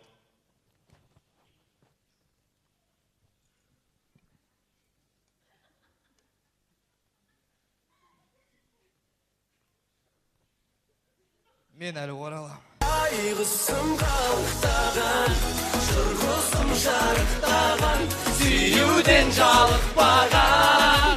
Мен айғысым қалықтаған, жырғысым жарықтаған, сүюден жалықпаған. Құрметті көрермендер, сіздер сөз соңында қазіргі қазақ киноларын көбінесе жайдармашылар түсіреді. Ал болашақта сол нағыз қазақ кино шедеврлары, кино мамандығы оқыған жайдармашылар түсіргенін қаласаңыздар, бізді келесі кезеңге өткізіңіздер. Сіздердің алдарыңызда өнер көрсеткен әлі талай касса жинамайтын кинолардың актерлары Әуесқой құрамасы. Рахмет, Астана!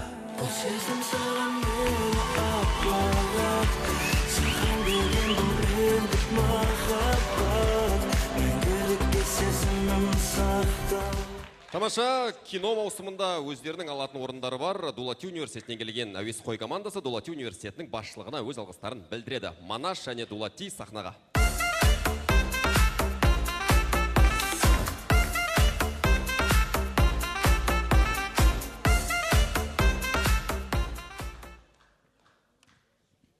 Көп рахмет. 3-0 Әуесқой Тараз. Әуесқой командасын келесі кезеңге алған жолдамаларымен шын жүректен құттықтаймыз. Әуесқой командасы келесі ойындарда да әуесқой емес кәсіби деңгейдегі өнер көрсет деген ниеттеміз. Сонымен жалғастырамыз. 7-ші жоп бастайтын елордалық жергілікті аруларымыздан құралған біздің лигамыздың ең бір тәжірибелі топтарының бірі Астана халықаралық университеті. Сахнада Шекер командасы.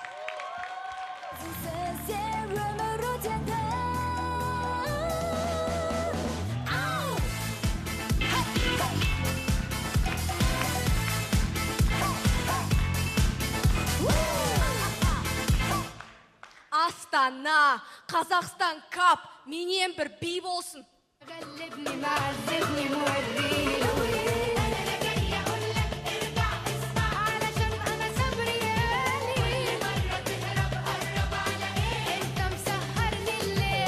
Тоқтартты ма сені?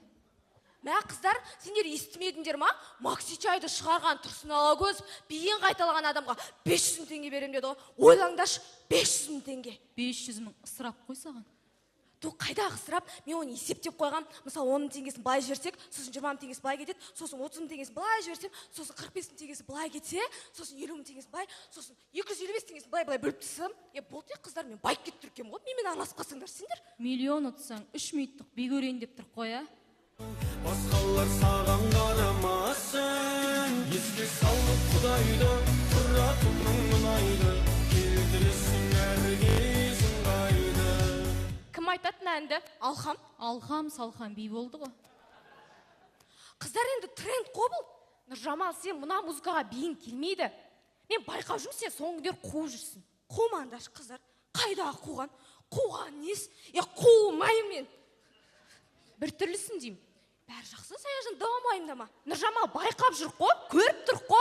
Ема, сен көрінетін болғансың ба не? Сен қашаннан бері көрінетін болғансың? Мыналар мен жынды деп ойлайтын болды ғой. Сен немене көрініп жүрсің? Не болған наған? Кеше жігітті паузалайық, өзім түсінбей жүрмін деп жау жерген ғой. Қыздар, мойындандар, осы команданың сұлуы, әдемісі, лицосы өзім ғой. Лицосы дейсің ба, Саяжан? Біз кеше сен маманың статусын көрдік қой, қарасайшы. Типа иманды қыз боп тұрам, сыртымнан фотоға түсіріп боп тұрсың ғой. Аузыңнан иіс шығатын бет, соны тексеріп атсың ба? Батадан кейін әумейін деп атқан сияқтысың ғой. Марал, сен неменеге жетісіп тұрсың? Сен де тұрым баяғыдан осындай ғой, қарасай. Қара кесектің деске фотосы ма деп қалғансың ғой. Маманың ек шапалағынан кейінгі тұр ғой мынау. Қораны өртсеп алып, айта алмай тұрсың ау деме, Марал. Террористерден аумай қапсың ғой. Кешке қарай қыздардың артына аңдейтін маньяк құсап тұрсың ғой сен. Нұржамал, сен сөйлеме қойшы. Мен сенің удостоверение фотоңды алып келдім, қарасай. Іздеу саламыз. Іздеу саламыз, қауіпті қылмыскер болып тұрсың ғой. Қара жұмыстың любойын жасайым деген түр ғой мынау. Ана кекілді кеспегенсің ғой, арамен аралағансың ғой. Сен мына фотоңды индрайвердегі авана қойма, таксисіз қаласың. Темекінің сыртындағы денсаулыққа зиян дейтін фото болып тұрсың ғой. Салон алдында, ты знаешь, гулечка деп қойып темекі шегіп тұратын әйелдерден аумай қапсың. Бірден кәрі болып туылғансың ба? Қыздар, неге үйтімен позорым шығарып тұрсыңдар? Баяғыда түсірген лайктағы видеоларың мен ютубтағы влогтарын слить ет жүрмей тұрғанда қоя саласыңдар ау.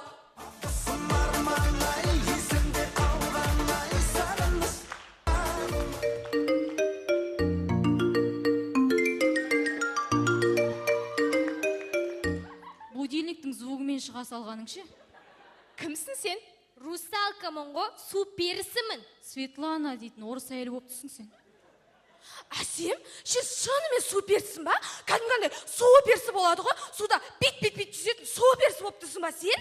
Пері қаққан ба сені? Қайдан келатсың? Мен Арал теңізінен келатырмын.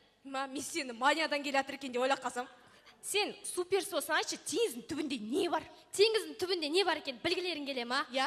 Көздеріңді жұмыңдар, елестетіңдер. Өзін-өзі тон сабағыма болсаған. Теңізге қарап терең сүңгіңдер. Не көріпсіңдер? Әсем, сен өте әдемісің ше негізі. Ой, олай емес Нұржамал. Одан тереңірек сүңгіңдер. Енді не көріпсіңдер? Дым жоқ қой мына жер, қап-қара түнек қой мына жер. Бұл менің сендерсі өтіп жатқан өмірім ғой.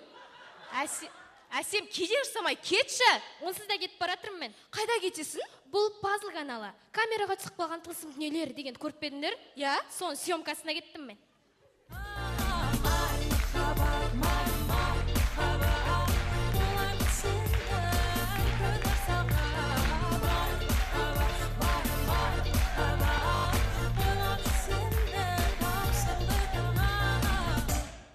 Қыздар, осы бұйыртсашы келесі кезеңге өтіп жатсақ, мен Нұрсұлтан ағайдың тобына барам. Менің таңдауым сіз. Қазақстан даусында тұрсың ба сен? Сахнада өнер көрсеткен астаналық шекер қыздар құрамасы. Рахмет Астана.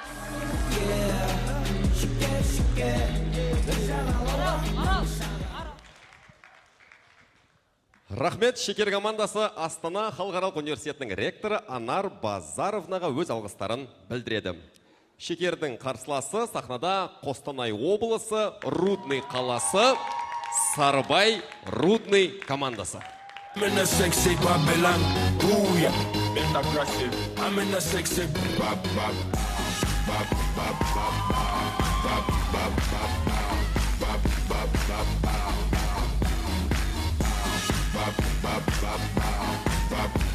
Жігіттер, бүгін маңызды ойын. Қазақстан кап ойындарының 1/32 финалы.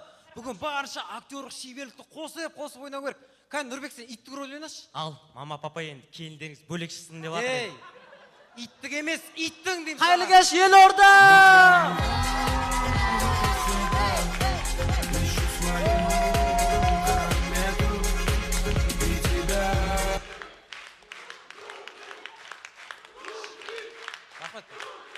Жігіттер, пақа мынадай болады, күнде ішіп келеді, концерт қояды, ауған айта береді өзі. Неге әкең ауған қорып келген ба? Жоқ ой, баяғыда бір ішкеп терезеден ауып кеткен ғой.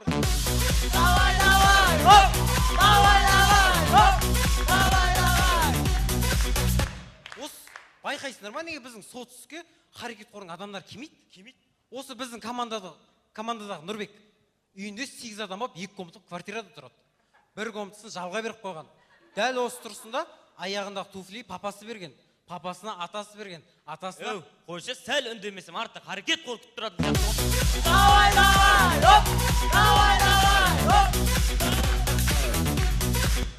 Жігіттер, Қостанайда мал шаруашылығынан бөлінген 2 миллиард теңгені жемқорлар жеп отырып кетті. Олардікі дұрыс емесе.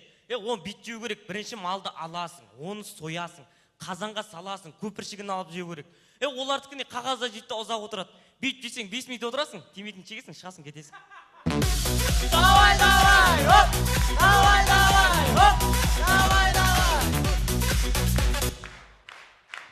Ендеше күліп отырыңыздар. Ой, по-любому күлдіреді екен ғой.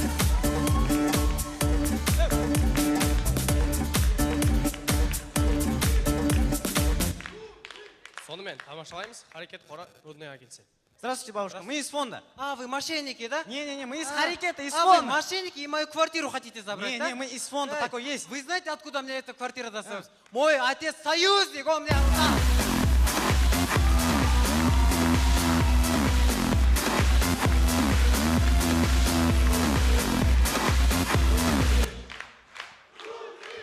Рахмет.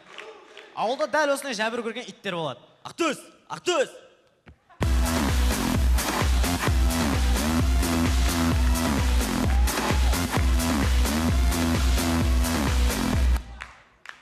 Жалғастырамыз, қазақ сериалдарында осындай эпизодтар кездеседі. О, папам келді. О, қалайсың чемпион, өсіп қапсың ғой. Қызым, ана жаққа бар. Мам! Бар дедім мен саған. Мен саған келме деген жоқпын. Саған келем деген жоқпын ба? Келмесе болып кетуен ғой. Саған қанша айтсыңдар? Так, чекол тағы да ашып алғансың ба? Жоқ. 2 айдан бері қайда жүрсің? 2 айдың ақшасын сразу алып келдім. Саған 5 мейді. Ай, чемпион, әкең оралды. Қалайсың чемпион? Жақсы. Сабағың қалай? Күшті. Маған сабақтан Арман аға көмектесіп жүр. Ол кім тағы? Маманың досы. Баяғыда менің досым еді. О, Арман аға! Қалайсың чемпион? Жақсы. Осының атын чемпион деп қоймау керек еді. Чемпион ар жаққа бара тұр, мен көкеңмен сөйлесіп алайын. Мен саған келме деген жоқпын ба? Біз саған келем деген жоқпын ба? Неге келдің? Сағындым ғой сендерді. Аспанға қарай жұлдызды санай тұмарым, ай тұмарым, аясаңшы мені сүйген тұмарым, ай.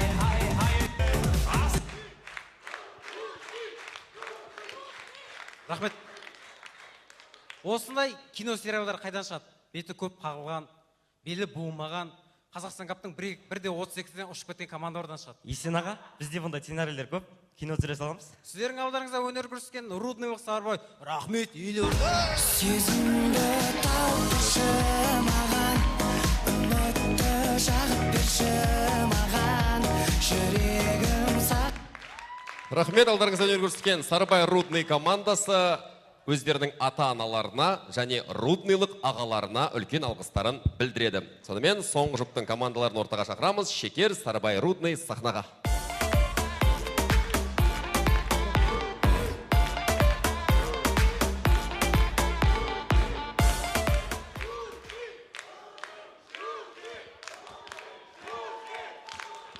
Қазылар алқасы қызу талқылау үстінде, соған қарағанда шешім шығару оңай болмай жатқан сияқты. Десе де шешімі Есен Елеукен ағамыздың.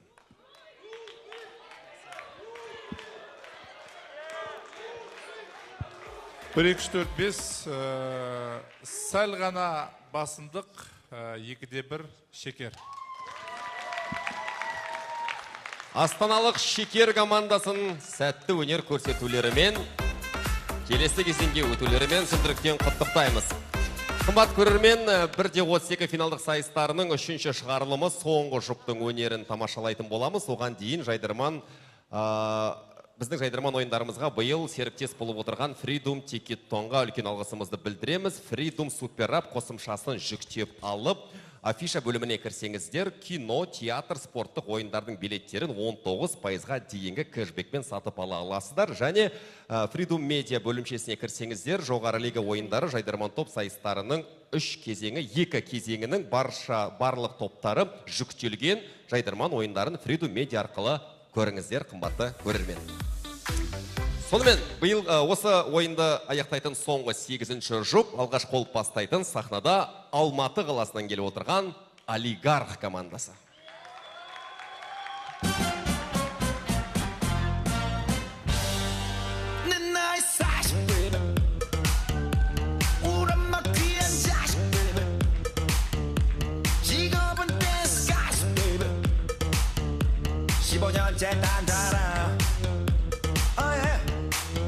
기술보단 예술이 실력보단 매력이 품격보단 파격이 사치보단 가치가 좋아 Суық қалаға сүйкімді жігіттерің келіп қалды. Қарсы Алматы!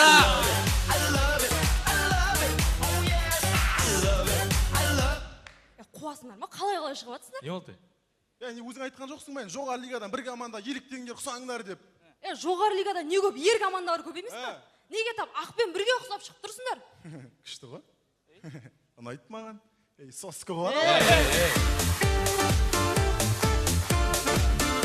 Жігіттер, бұл жайдарман. Кімде не бар? Жігіттерін күні кеше дейді, таразда енесі өзінің келін алтындарын тық қойған ғой. Соны үйше келінімен бірге іздеген ғой. Сол жаңалық естіген жоқсыңдар ма? Жоқ, естіген жоқ. Сол дейтін bizim мама ғой. Жеңген алтындарын тық қойған ғой. Не мақтанып айтып тұрсың оны? Айтасыңдар ғой өздерің Қазақстанда атақты танымал кешірім сұраймын. Қазақстанда мықты актер, актрисалар жоқ деп. Біздің мамайдың сұмдық актриса ғой. Соны айтам. Жеңген сендер жүрген ғой. Еще полициялармен бірге. Сонда бір ғаным, сенің мамаң алдыңғы өмірінде мықты актриса болған болып тұр ғой. О, алдыңғы өмірінес басың жасамай ма сенің? Жігіттер, біз матрицаның ішінде өмір сүріп жатырмыз. Матрицасыз адастырасың адамдарды. Шын айтам, мысалы көшеден бір адам өтіп бара жатады, ол бізді күтіп тұрғандай болады. Оның бәрі матрица. Қаяқтың матрицасы басың жасамай? Мысалы, мына отырған адамды қарашы, мен бір жерден көрген сияқтымын. Конечно көресің, Жайдарман чемпионы оны Сұлтан аға ғой мынау. Так, жігіттер, енді мен туралы 5 факт. Оппо, ВК-дан шықтың ғой кәдімгідей. Бір ғаным күшті қыз, молодец, ақылды, жігіттердің арманы, аман жүрш. Енді Төлеген сен факт айт жүрш. Сүйкімсіз, аяғының иісі шығады, одан сабағын оқи алмайды, кейін алмайды, шашында биті бар, аман жүрш әйтеуір. Мә, Төлеген, сен маған ұнайсыңшы? Басың жасамай ма сенің? Сен мені ұнату керексің. Мен саған күнде гүл берем. Трендке не зат шықты, соның бәрін сатып алып беріп жатырмын. Жоқ деп кеудемне итерсең де артыңнан қалмай жүрмін ғой. Аңғайын жатты ғой. Неге оны жақсы көресің сен? Неге дейсің ба? Неге деймін? Көрсетейін ба? Мә онда. Басың жасамай ма, қазанбас? Мә. Жан,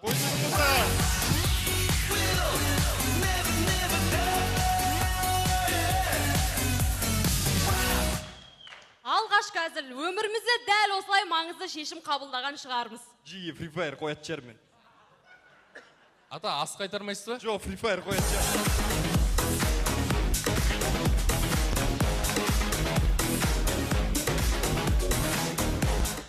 Келесі әзіл, вкус жоқ ұрылар. Күтетіңдер, сендер бірдеңе ұрлап барасың, не ұрлап барасың? Салам кола. Салам коласы десе, балдар. Макси чай ішсеңдер, шына бар.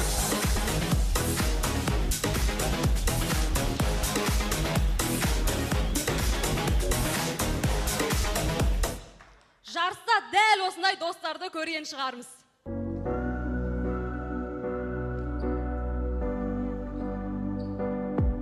Менің батыр досым.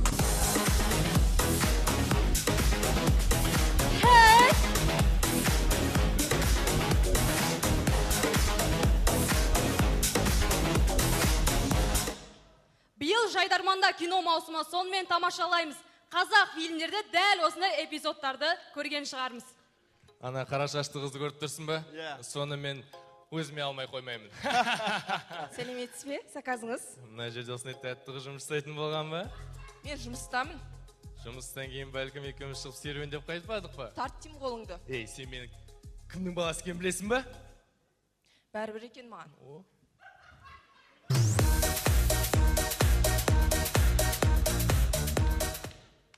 Не істеп тұрсың, Айдана? Сен оның кімнің баласы екенін білесің ба? Бұл біздің бастықтың баласы Арчи ғой. Оның қолына түсу барлық қыздың арманы. Қазір қара. Сәлеметсіз бе? Сіздің кофеңіз?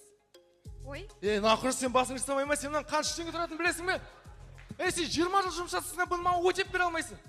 Мына жерге төктің ғой деген мына түсіртіп отырсың. Так, стоп, ребята! Девушка, вы куда? Я вам говорю, возвращайтесь на площадку, пожалуйста. Так, Айбар, ты чуть-чуть переешь, давай, нормально сыграем, да? А то прям день такой сложный. Так, Артем, пожалуйста, 2 кофе налей, прям голова болит. Все, ребята, начинаем, да, на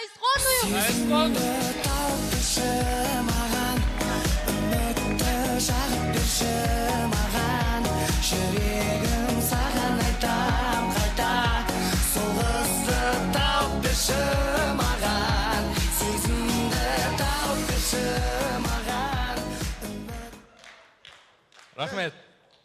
Сіздердің алдарыңызда өнер көрсеткен олигарх құрамасы қыздардың жылтыраған сандары үшін. Рахмет, Астана!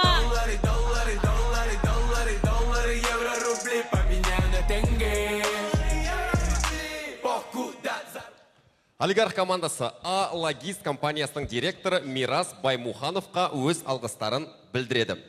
Сонымен 8-ші жұпты жалпы 1/32 финалдық сайыстарын тәмамдайтын соңғы команда бұл топтың Жайдарманға деген махаббаты өте ерекше. Биылғы жылғы маусымда бір емес 2 лигада қатар ойнап жүр, сәтті ойнап жүр. Жуырда Алматы қаласында өткен республикалық суперлига ойындарының келесі кезеңіне жолдама алып, биыл қайтадан сүйікті лигалары Қазақстан капта бақтарын сынап көрмек.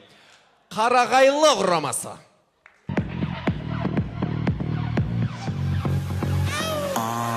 Менің вайбым қыздарға ұнайтын, ритм сіз білсең, сізде Жігіттер, ойын бастамай тұрып келісіп алайық. Келісіп алайық. Қазір кімнің әзілі өтпей қалады, билеп береді, түсіндіңдер ме? Менен сразу бір әзіл болсын.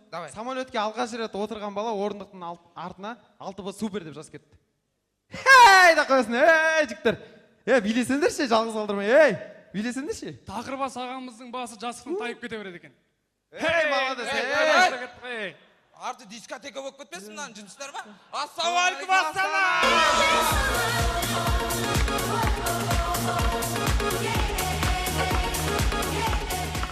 Мен де жақсы жаңалық жігіттер. Бұйырса көлікті болам, жаңа болыптың гифтіне қатысып жатырмын. Көлігін ұтып алам. Соғырлы сен оған әлі сеніп жүрсің бе не? Иә? Олар уже мойындап жатыр дейді ғой. Қой? Соты болып жатыр, аман не айтып жатыр?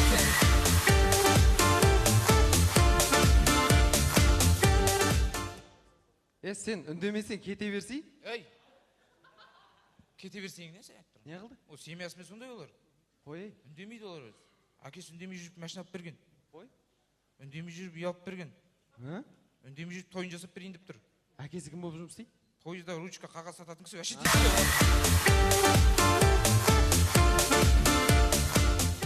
Ерасыл, қолыңа неменеге шелек ұстап алғансың, сен жұтсыз ба? Мен бұл шелекке халықтың шапалағы мен күлкісін жинаймын. Рахат екен. Жақсы екен да бұл? Қалай жинайсың, көрсетші. Мен былай.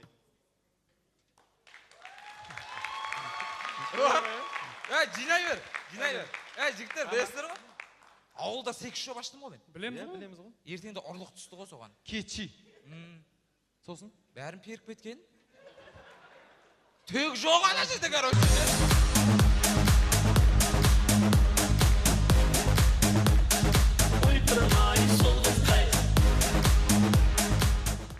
Жалғастырамыз. Бір ғана адам сиятын ресторанда. Адам бар.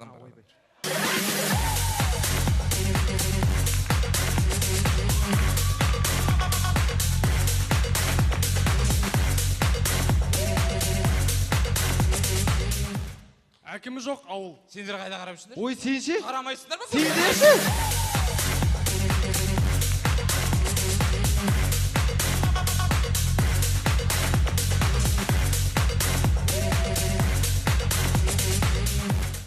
Әйтеке би дүкенде. Саламатсыз ба? 3 горилла бола ма? 3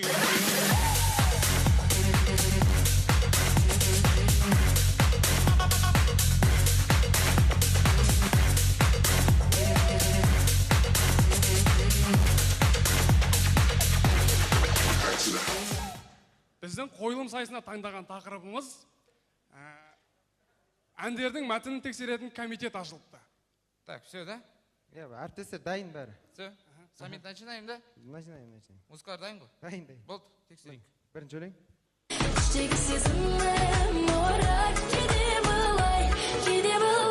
Стоп. Не болды? Конкретно қалай? Либо былай. Жоқ. Тут надо определиться, ребята. Бұл жерде былаймын. Кейде былай жүреді деп ЛРТ-ны тықтық қой жаңағы жерде. ЛРТ жайлы ғой бұл. Қарындасым сол туралы айтып отыр ма? Иә. Саясатқа кеткен қыздар, молодец. Мақтамен бауызда қалып тұр ғой, да? Молодец, мынаның басқа нұсқасын мен тыңдаған сияқты едім. Оригинал осы ғой. Оригинал осы ма? Иә. Все болды, келесі. Міне. 1, 2, 3, 4, 5, 6, 7, 8, 9, 10, 11, 12, 13. Стоп. Математику решаете там, да? Жоқ, бұл жерде цифрлы Қазақстан ғой енді. Соны дәріптеп шығарғанымыз ғой. Жақсы. Мына әншіге халық әртісі номинациясын беру керек. Бәрін таратып Саясатқа кетіп жатқан екен, беріңдер. Бәрін таратып қалмады ештеңе. Задним числом болсын бірдеңе беріңдер оларға. Болды. Келесі.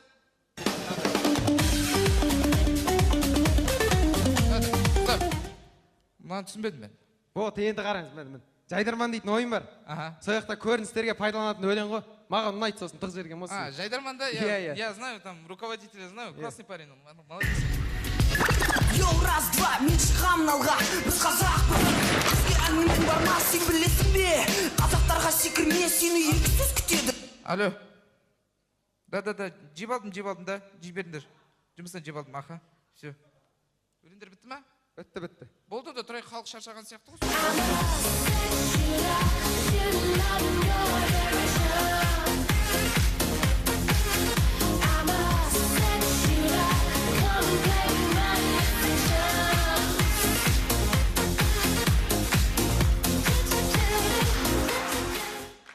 Ерасыл, біраз жиналып қалған шығар, ә?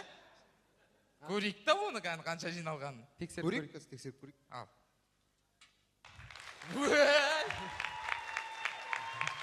Әжептәуір жиналып қапты ғой? Әжептәуір жиналып қапты ғой. Сіздердің алдарыңызда өнер көрсеткен Қарағайлы. Рахмет, Астана!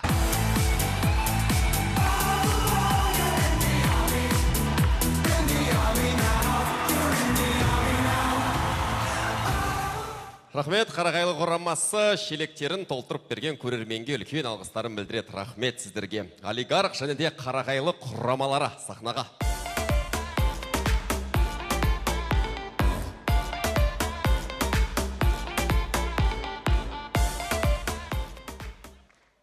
Соңғы жұп жайлы Қазылар алқасының ойы. Шешім.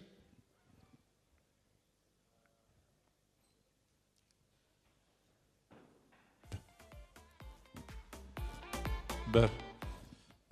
Бұл жопта да екі топ барынша өнерін салды. 2-1 Қарағайлы. Қарағайлы құрамасын құттықтаймыз және де бүгінгі сайысқа түскен барша командаларды көрермендеріміздің қошеметіне бөлене отыра сахна төріне шақырамыз. Командалар сахнаға.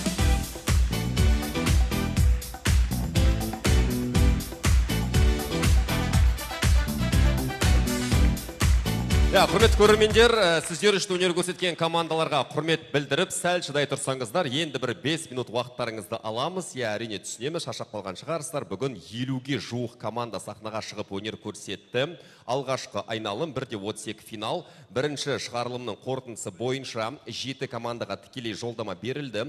Екінші топтың ойыны бойынша 8 командаға жолдама берілді, яғни 15 команда бар. Және бүгінгі соңғы үшінші шығарылым 8 жұптан тұрды. 6 командаға тікелей жолдама берілді. Бір командада, бір жұпта пауза болды.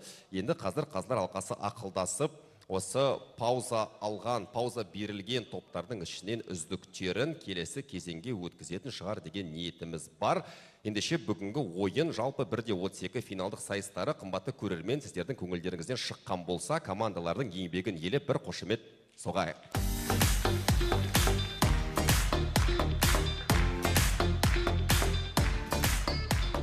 Сонымен бүгінгі ойын жайлы Қазылар алқасының ой пікірін тыңдасақ, Нұрсұлтан Төребеков. Барлықтарыңызға ассалаумағалейкум тағы да. Ойын жалпы ұнады, бірақ бір сәт болды, бір топ болды. Бір-біріне қарсы ойнаған. Екеуі де өте мықты, бүгінгі ойынның ең мықты екі командасы болды. Мен үшін тфай-тфай қарағанды, соперниктері команда атын қалдым. Мираш Павлодар, молодцы, өте күшті болды. Рахмет. Келсеміз, Сырым Уалиев. Армысыздар, барлықтарыңызды көруге қуаныштым. Әсіресе Сапашев, Мираш командасын өте қатты қуаныштым көруге. Бұрында жалғыз ойнаған бала, жақсы танимын. Барлықтарыңызға рахмет. Ерекше атап өткім кеп тұр. Ұлттық ұлан командасын өте мықты. Бірақ Есен ағадан бағанадан бері сұрап отырмын да, бұл балалар қазір әскерді бітіргеннен кейін ертеңгі ойынға келе ала ма дейді. Білмеймін, алдағы уақытта келесіздер деген үміттемін, бірақ әскерге одан сайын адамдар көп барып, сіздердің ойындарыңызды көргеннен кейін бұдан да мықтырақ, бұдан да көбірек сарбаздар ретінде келесіздер деген үміттемін. Ұлттық ұлан өте тамаша, ұнадыңыздар, рахмет сіздерге. Және де мына ерекше бір стиль үшін Тфа-тфа деген команда ұнады, Нектар құрамасы ұнады. Барлықтарыңызға алдағы уақытта сәттілік. Және Есен Елеукен ағамыз. Осы үш топтың ішіндегі мына енді бір шабыт келе ма кешкі уақытта, немесе алдыңғы екі ойынды көріп командаларға басқа бір жаңағы құлшыныс пайда болды ма? Соңғы топ өте мықты болды. Барлық командаларды құттықтаймыз. Енді бірден осы топта бағана пауза дедік қой. Мираш, Тфа-тфа және мына әріптестерімнің қолдауымен квартет үшеуі де бірден 1-16 финалға жолдама алады. Яғни бірінші топтан 7 команда шықса, екінші топтан 8 команда, үшінші топтан 10 команда жолдама алды. Бізде 25.